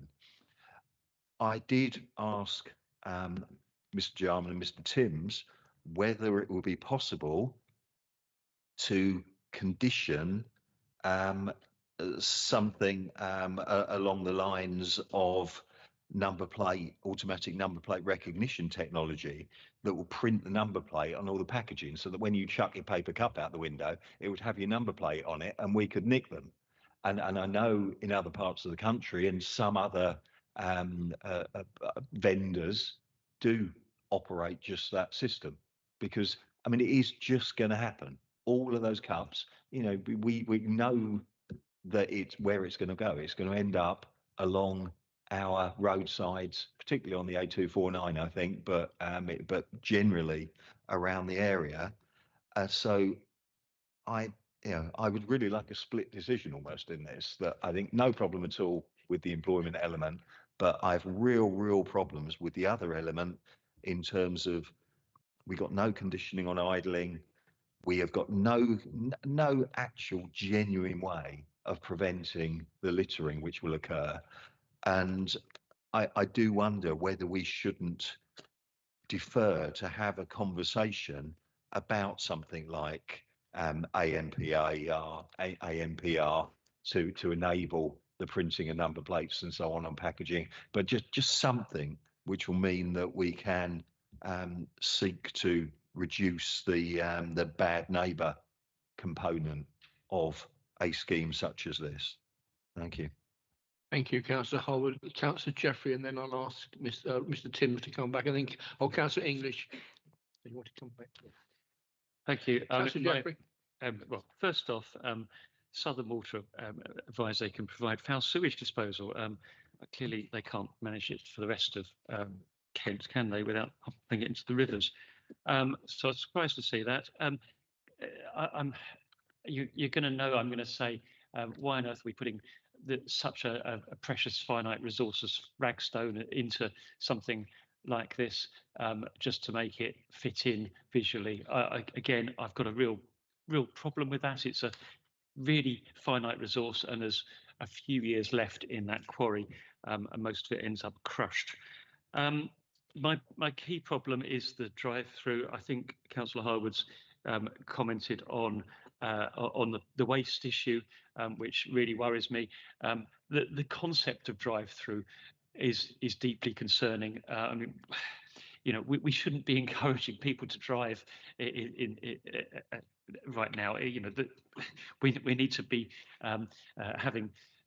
having a different approach. I live quite close to the Broadway. The stuff from the McDonald's is awful. The queues of traffic are awful.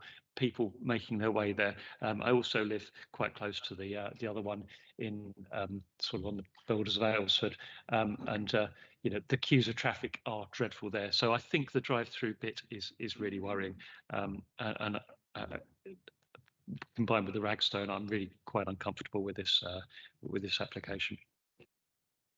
Thank you, Councillor Jeffrey. I'll ask Mr. Jarman to come back, and then it's Councillor English and then Cox. Okay. As we all know, there is a current Ragstone quarry off Hermitage Lane. We can't do anything about that. It's past and current tense. So, as I understand it, because it's in Tunbridge and Moorland, when Gallagher's got permission by way of appeal, there was a condition saying that the proportion of the Ragstone quarried should be used on buildings, because, as I keep saying, Ragstone's the only vernacular material in Maidstone. So if Ragstone, which is quarried, can't do anything about it, is not used for buildings, then it is going to be crushed up and used on as a sub-base for roads. Well, they're not going to quarry it for free, are they? And there is a third use there, Rob, and that's heritage restoration, which I think is far more important than new building and crushed. But please carry on. My point was to be used as a building stone, and you need markets for building stones. If the market isn't found, then the Ragstone gets crushed. And the prevalent use of crushed Ragstone is as a sub-base for roads, which I wouldn't have thought was the most sustainable thing around. So it'll get used, whatever. Well, it'll be extracted and it'll be used. Yep. What I'm saying is, it gets quarried to actually use for buildings. You need to pay money. It has to be sawn. You need stonemasons. It comes at a cost.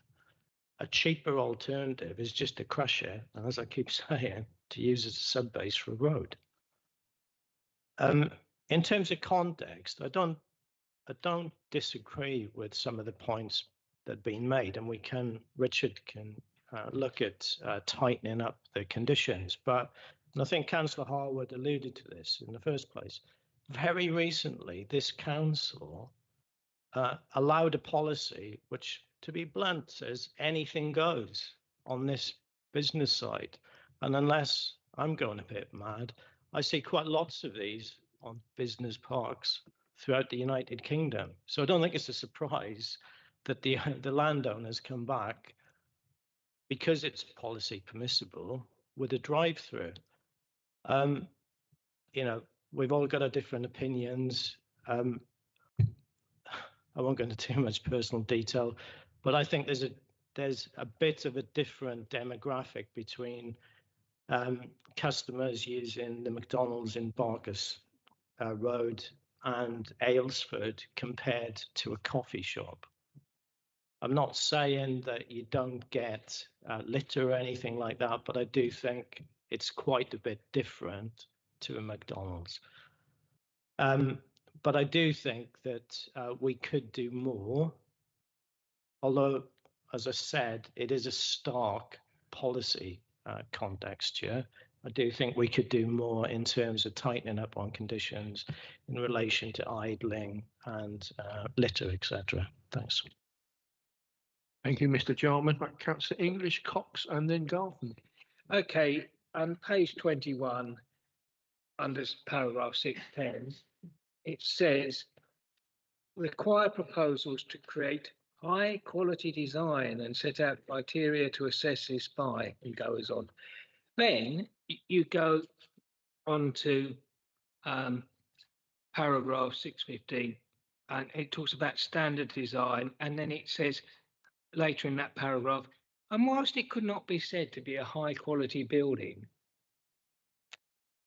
so our policy requires a high quality of design, and then we're saying it's not a high quality building.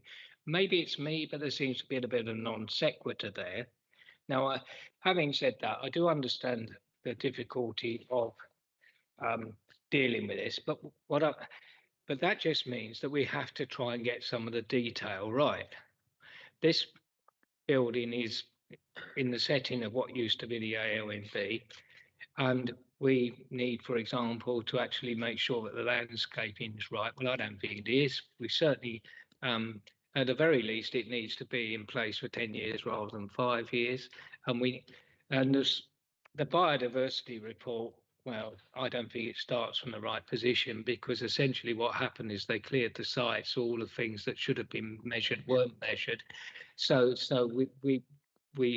I think there are issues with that. Councillor Harwood has flagged up the environmental health issues. I would have thought on a building of this scale with the possible impact, there should have been a report with possible conditions. And I do think we need to look at some of the littering conditions.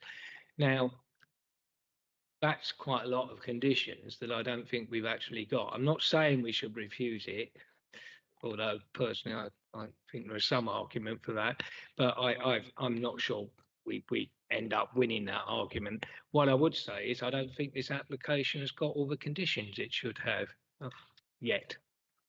And coming back to the ragstone thing, yeah, maybe some ragstone, and there was some ragstone, but you know, the officers of this council have negotiated an increase in it. I know, you know, I don't think it's what it says that in the report. So, you know, it's gone up above what the applicant was originally proposing to do. So I can't say I'm very happy about that. Thank you, Councillor Cox. I would say that I think there are sufficient issues that we need to actually have those conditions in front of us before we determine. Okay, Councillor Cox, and then Councillor Garton. Thank you very much. I do believe this might actually be an east ward, this area, so I think it is, and it certainly may be in a newer ward looking forward after May, but there we are. On 5.03 under KCC Highways and Transportation, it mentions EV charging. If you go just round the corner, there really is always a queue at the Tesla.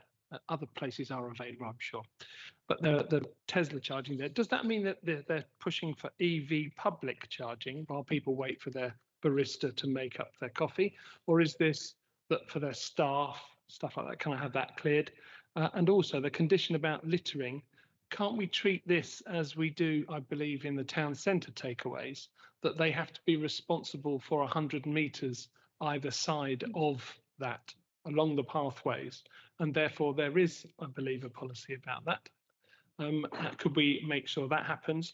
And I think as much as possible, the area behind the bottom spaces to the south, I hope there's going to be very good landscaping along there, because that seems to be a corridor, I suppose, for any wildlife that still can get through this area. So maybe to look at that southern boundary and make sure there is decent movement along there and cover for any wildlife that's still around in there. But other than that, if it's going to be deferred, then let's make sure we make good use of the deferral and ask for some specific things.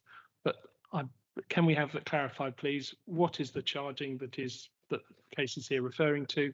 And can we not ask for the condition about littering and ownership? It's their cups. I know they're given to the people who buy them and their responsibility, and be proud of where you are, but they should go out and clear them, not councillors. Thank you. Thank you, Councillor Cox. I'd like to hear from Councillor Garton first, and then I'll ask the officers to come back on all the issues that Councillor Harwood and yourself and others have made. Councillor Garton. Thank you, Mr. Chairman. Councillor Harwood, that ANPR printing on cups is the best idea I heard for a very long time.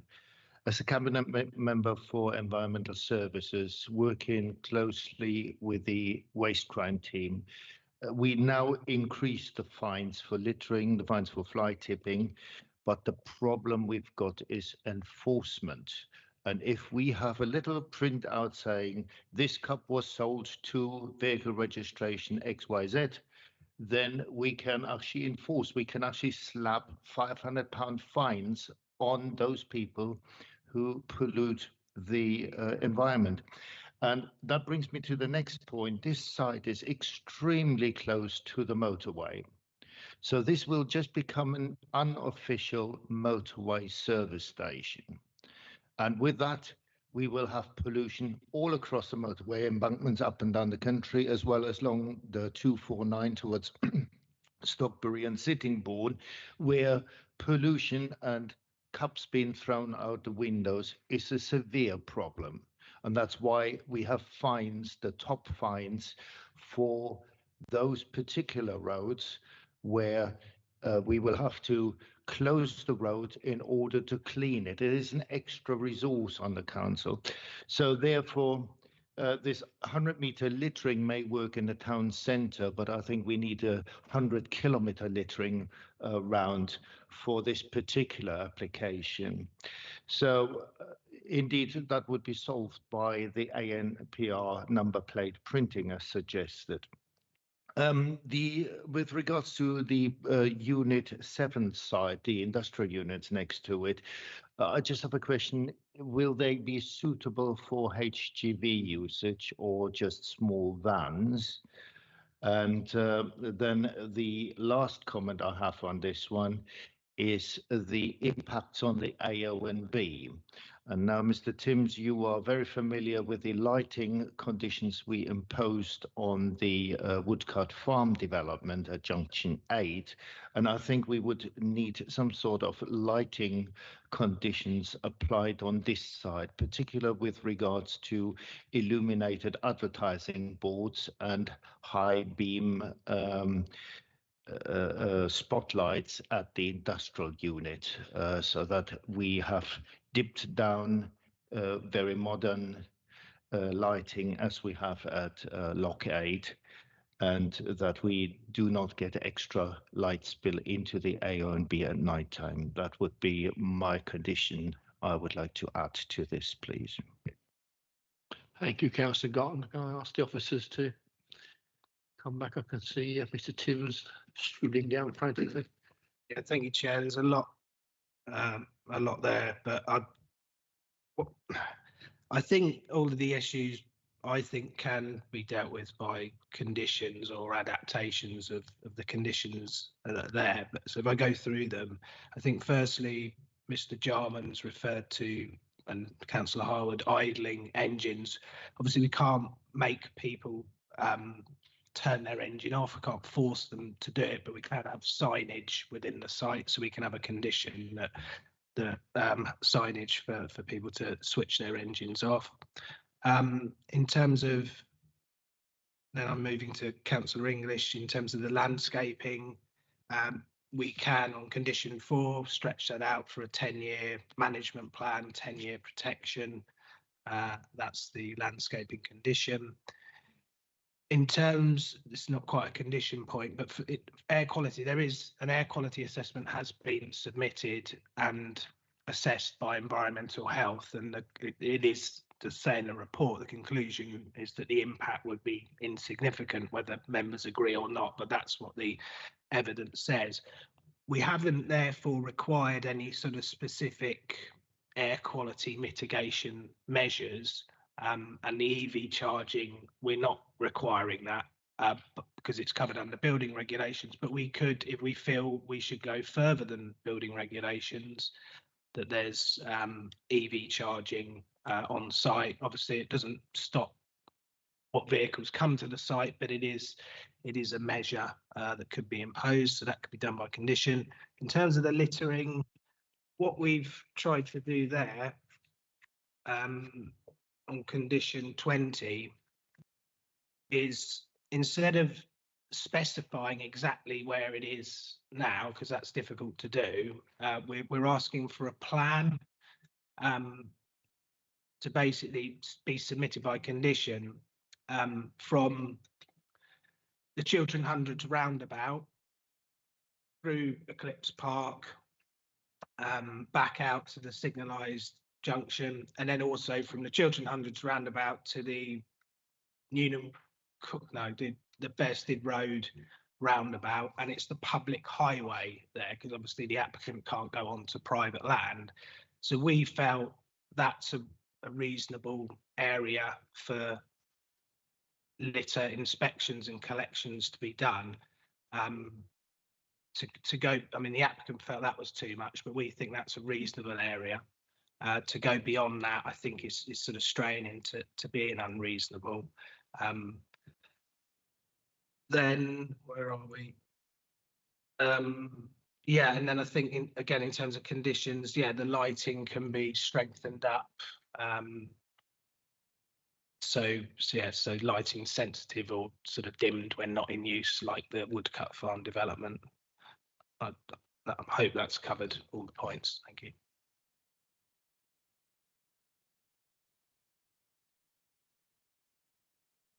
Right, does anybody else have any? Councillor Harwood? Yeah, just to come back to the automatic number plate recognition technology point. We know that other local authorities have done this. They have required, and we know that some of similar vendors are printing number plates onto the packaging, and it does allow the enforcement and the follow-up. And frankly, there is a Kent, and Maidstone in particular, has got a litter problem, and it has travel around the country, travel around Europe, and then come back to the A249, and you see it is shocking, and this is going to make things worse.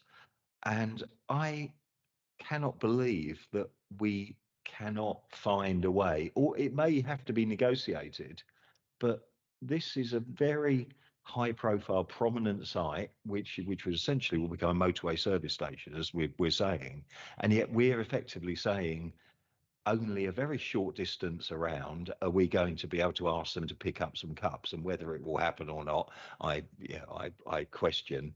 There's an awful lot of KFC and McDonald's wrapping around the town, and I don't notice loads of people picking up all the time, regardless of conditions and so on and guidance. So is it worth our deferring for some negotiation with the applicant as to whether an ANPR solution for cups and bags is something that perhaps Maidstone Borough Council can enter into quite a high profile kind of quid pro quo, so that we will carry out the enforcement, we can cross-check with the DVLA, and we can make sure the miscreant is fined. But it just seems to me that this is good publicity for whoever the vendor turns out to be, and it's good publicity for Maidstone, and tough enforcement is the only way we're going to crack this nut. Thank you, Councillor Harwood. Do you want to come back? Mr. Jarman? Yeah, obviously I've got,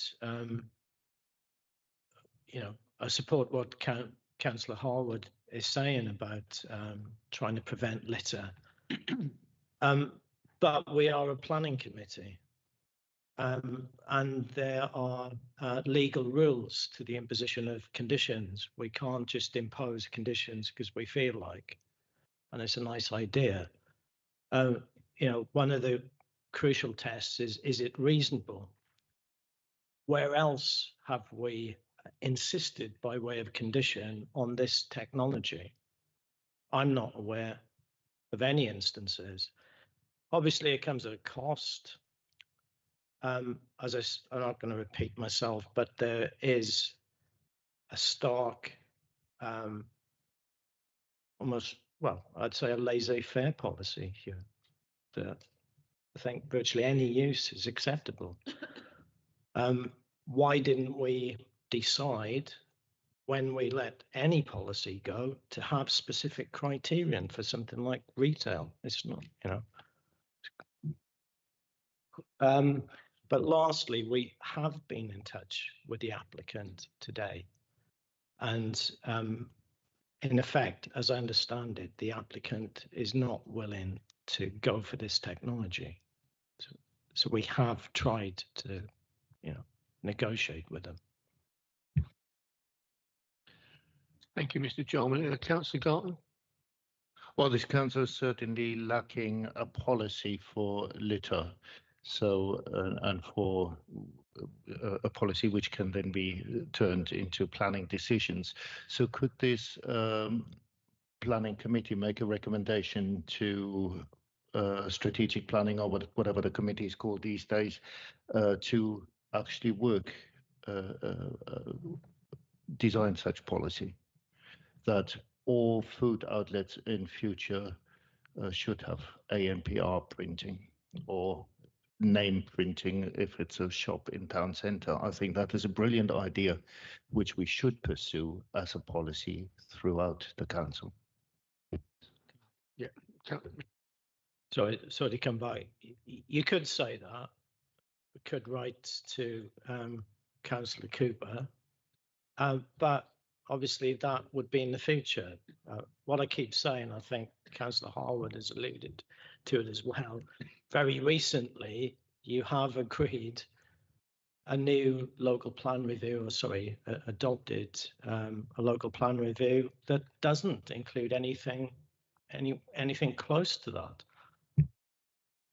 Thank you, Mr. Jarman. It seems to me that we either defer this application for further consideration to be given to a whole range of different conditions, or we consider approving it this evening if members are happy to do that, with all the conditions beefed up in the way that the members have suggested. Councillor Garton and then Councillor Russell. Yeah, this committee, last time I was here as a substitute, we referred the issue of dog walking applications, similar like the one we had tonight, to the cabinet member. Can this committee officially, as a committee action, refer litter issues and food outlet carton printing to the relevant committee cabinet member? Councillor English. We can indeed do what we like, but we need to deal with this application first. That's a separate motion. We've got a list of conditions that we'd like, but certain members have said we'd like to look at a bit further. I'm sure I recall some references from other policies, not planning policies, admittedly air quality, well, which might be a material consideration in our air quality management plan about anti-idling. But leaving that aside, I'd like to see these conditions that we've been discussing before I approve or reject them. So I move deferral. Do you have a seconder? Councillor Garton? Does anybody else wish to speak on this? Councillor Russell, sorry. Thank you. Just a couple of points. I mean, when you looked at the actual industrial units, I thought they were good quality, and compared to what we had earlier, I think that was a nice design, and it was set back, and I thought, that looked good, and it's a compliant use of the site. So sort of portion that off, tick. And I know you can't. I know we can't. Thank you, spotted you. But then it seems to be the issue is obviously with the cafe area. But I just wonder, are we reaching for things that we actually can't do? If we are reaching for things that we can do, like look into the litter, then I'm happy to defer it. But if we're going to come back with, well, it's back again because we've reached to look for things that we actually can't do, then I don't want to defer it. I think we should just decide it. If I can, Mr. Chairman, I think what we've said are things that we can look into, have the full conditions, and it will become clear whether or not we can go anywhere with them. If we can't, we can't. That. But I'd like to, be sure one way or the other, because this is an important site in the setting of the OMB, and I want to do as much as we can. Yep, Mr. Jarman. If that's the will of committee, that's the will of committee. But I repeat, there are legal tests to conditions, which has been set out in training. As Richard said, an example of this is, at the end of the day, we can't have an enforcement officer sitting in the passenger seat checking if somebody's idling in the car. All we can do, as Richard said, is just have signs up, because there's obviously a limit to what planning can achieve. And as I keep saying, I can't think of an idling condition that could possibly meet any of the tests, apart from having very clear signage. Councillor Garton, and then we'll move to the vote. Yeah, I think we agree that there are conditions which need to be put on. You yourself and Mr. Timms read out the areas which we can address by conditions. I think members want to read the conditions as formulated rather than to delegate powers. I think that is the feeling in the room, and that's why we proposed and seconded that motion on the table. Thank you, Councillor Garton. I mean, we just have to make certain that those conditions are going to meet the 6 tests that we always have to apply. And I think we have to rely upon the officer to advise us about that. Councillor Jeffrey. Just very briefly on the idling point, I believe it is actually illegal to idle a car under a 2004 Act. So I suspect that covers the condition. That becomes a police matter then, not for the local planning authority. Right, okay. Unless anybody else wants to say anything, I would put this to vote. It has been proposed it be deferred, and that's for an assessment really by the officers of all the conditions, which, I mean, I've got a list of them down here. Idling, signage, landscaping condition for 10 years, air quality mitigation, EV charging, litter inspections, the lighting and the automatic number plate recognition. So those are all issues that we're asking if they can be covered by conditions. And we'll ask the officers to investigate that and come back to us. Is that anything else, Councillor Harwell? Yeah, I think we will need advice potentially from our environmental health colleagues on the idling issue, because I am aware that we have agreed certain rules outside schools and so on in the borough, and there is legislation available as Councillor Jeffrey has pointed out.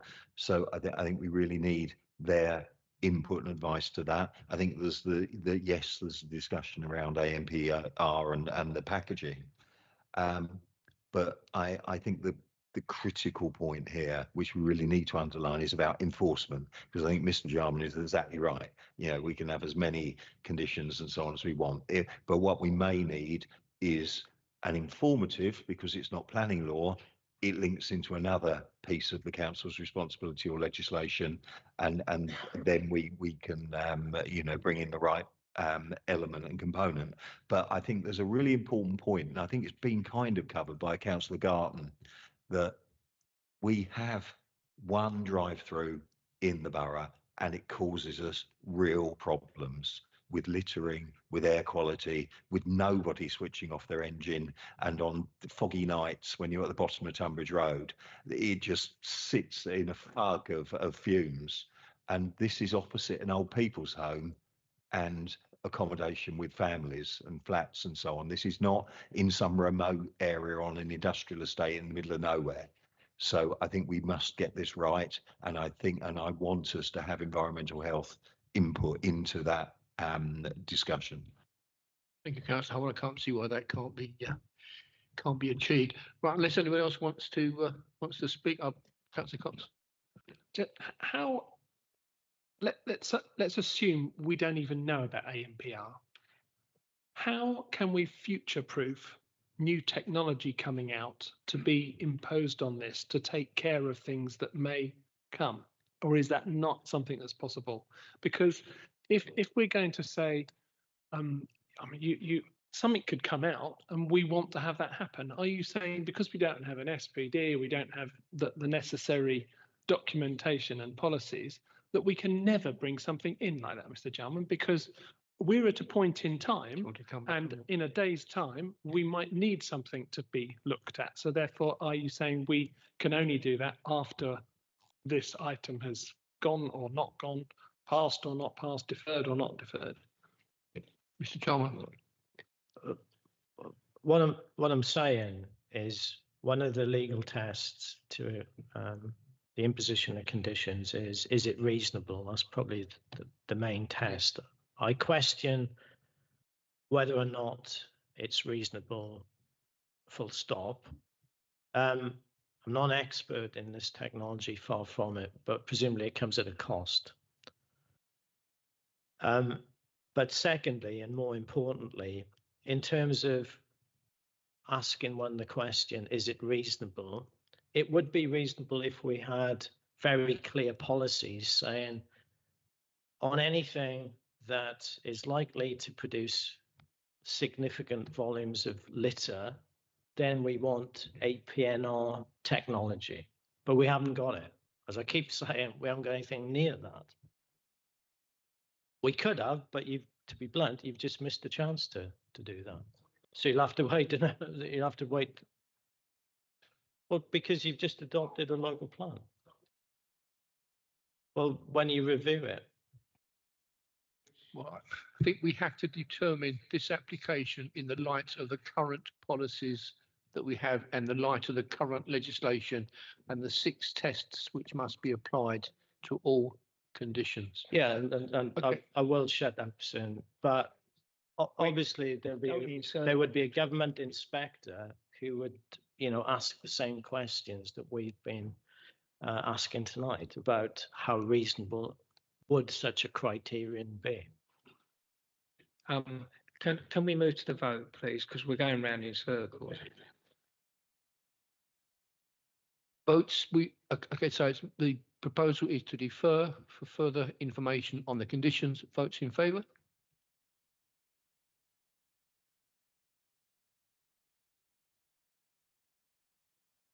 Votes against. Abstentions.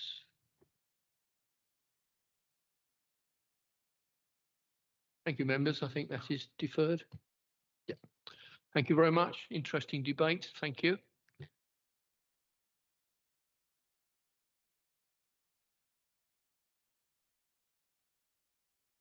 Right, Councillor Garton, do you wish to repeat your recommendation or your motion that you wish to put forward? Yeah, if I could find a seconder for that we make a recommendation to the cabinet member to design a packaging litter policy for takeaway restaurants. Seconded by Councillor English. Does anybody else wish to speak on that?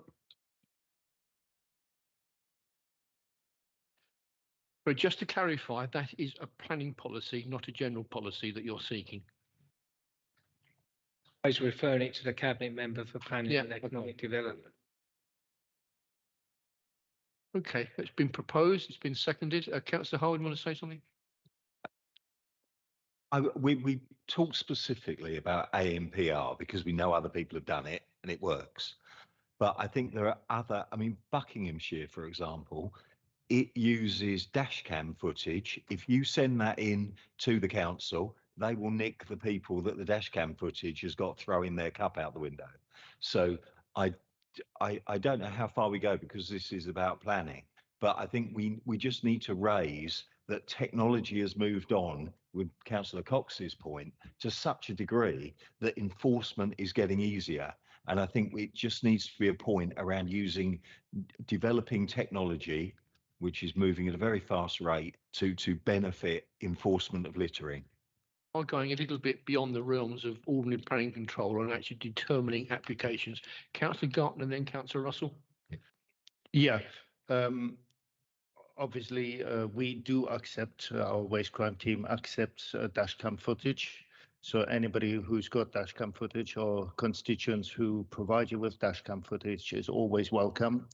But my motion tonight, as I've formulated it earlier, to set up a policy for packaging labeling to identify the purchaser for all fast food restaurants. So it is not only A and PR.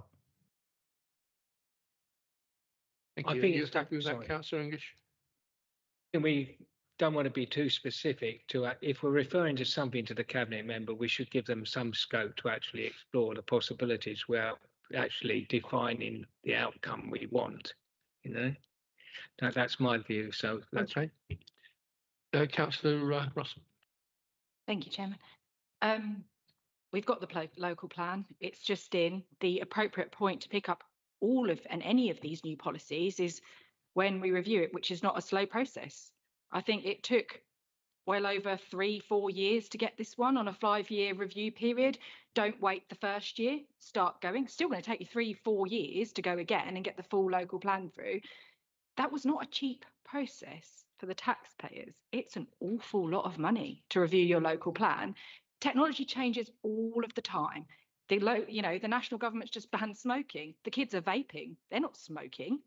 You know, I just literally put the VR headset that my child's got on to have a look at what's in there. Is a totally different world. I mean, I remember when you used to load a computer game, it'd take you 45 minutes to get that going. Things evolve all the time. And that is why you have local plan reviews. And that is why you look to tighten up on some of these things and bring some of that into when you do that next process.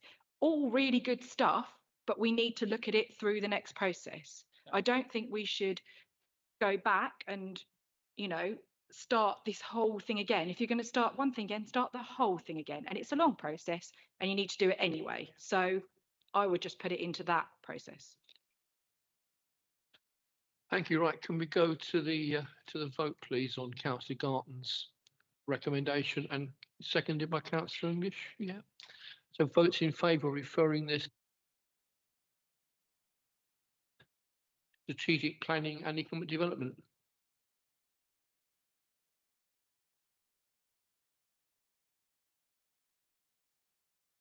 Votes against?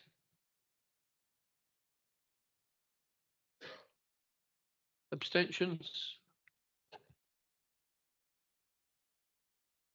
Members? I think that's carried. Interesting debate once again. Right.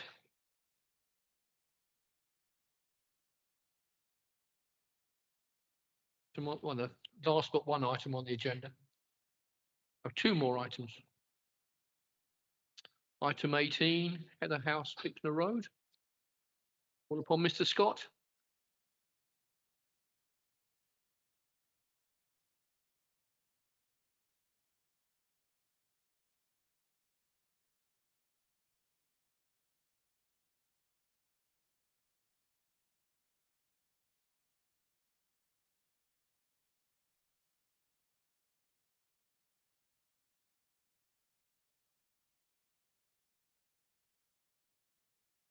All it is because Councillor English declared an interest in it as well. I suppose I also sit on the enforcement subcommittee for Heather House. Thank you, Councillor Wilkinson. I'm sure that can be noted. Okay, sorry, can you please repeat that again? So the Yeah, sorry about that. So I sit on the enforcement subcommittee for Heather House. It won't affect the way I vote or prejudice my decision. Okay. So you intend to speak and vote? Sorry? When you say it won't prejudice your position, do you intend to speak and vote on this item? Yes. Yes, fine. That's all we need to know. Okay. Councillor Garton, are you going to make a declaration? No, I don't have to make a declaration, but I was prompted by the Democratic Services Officer earlier because this was previously Heather House itself had been a cabinet decision, but when Heather House was last discussed at cabinet, I was not a cabinet member yet, so that's why I didn't excuse myself from this meeting, unlike my 2 colleagues who were part of the cabinet deliberations back in April 23. Okay, so you will be speaking and voting on the application? Absolutely. Yeah, okay. Fully understand. Right. Mr. Scott, I think you can proceed now. Thank you. Yep. Thank you, Chair. So this item relates to an application for a non-material amendment at Heather House, Bicknor Road, Maidstone. Approval was granted in June 2023 for for demolition of Heather House Community Centre and the construction of a new community centre. The permission also includes the demolition of the pavilion building and erection of 11 dwellings, sorry. So here's the site plan on the screen. The site comprises 2 parcels of land. The community centre, which is proposed for the residential development, and that's the northern part. And then the pavilion proposed for the new community centre. The amendment relates to the community centre part of the site. So this is the site of Heather House. Shown on the screen are changes to the glazed feature at the top of the building, so that's just here. It is proposed to replace the approved vertical glazed panels to the rear elevation, and part of the side elevation returns. So that's the just 2.6 meters, this part here, with cladding, and that's in an anthracite grey colour. So the cladding is a fire rated material and is proposed in order to meet building regulations part B. So that relates to external fire spread in unprotected areas. Overall, officers are satisfied that the design intention of the building will continue to be realised, and notably, the main street facing elevation will be unchanged. You know, if we have to be frank about it, the preference would be for a fully glazed facade at that top part of the building. However, I think there is clear justification for the need for this change, and therefore officers are recommending approval of this non-material amendment application. Thank you, Mr. Scott. Councillors Wilkinson and McKenna, have you sort of agreed who was going to go first?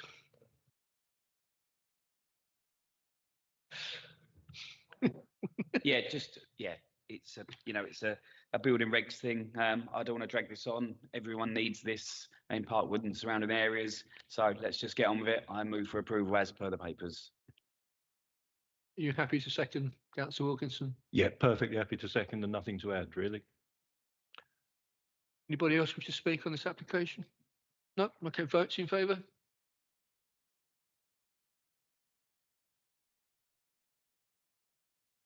I think that's unanimous. Thank you very much.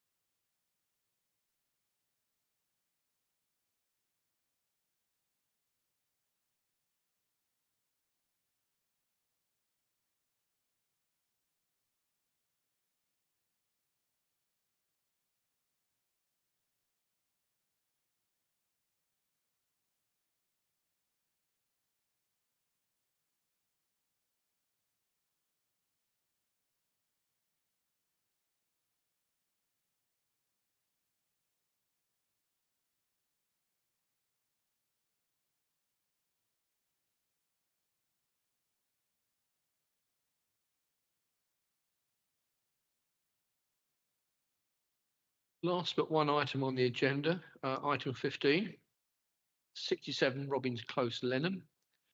We have no public speakers. Does anybody wish to speak against the officer's recommendation? No? Okay, I propose from the chair that we approve the application as per the officer's. Oh, thank you so much. Thank you. Oh, right. Votes in favour.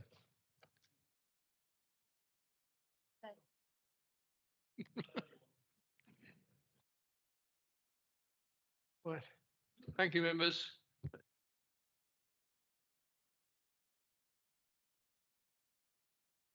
Last item on the agenda is the appeal decisions. All of them made by the office. Well, either by delegated decisions by the officers or by decisions made by committee with officers' recommendation. 2 allowed, 4 dismissed. And I think the third one is quite interesting. Councillor John. Yeah, just quickly, as you said, Chairman, the third one's a really good decision, and credit to Sean. I think it's a classic case of the inspector did accept that there was a significant need for beds for care. However, despite that significant need, the landscape impact was just too great. So the inspector dismissed the appeal because of that adverse landscape impact. Thanks. Right, thank you. Has anybody else got any comments on the agenda, on the appeals? No, okay. In that case, before I close the meeting, I'd like to thank you all for putting up with me as your chairman for the past year, and hopefully we will see as many of us as possible back after the May elections. And I wish everybody the best of luck. And I think it was Steve Mumford who once said, I wish some people the best of luck and others I hope they get what they deserve. But I'm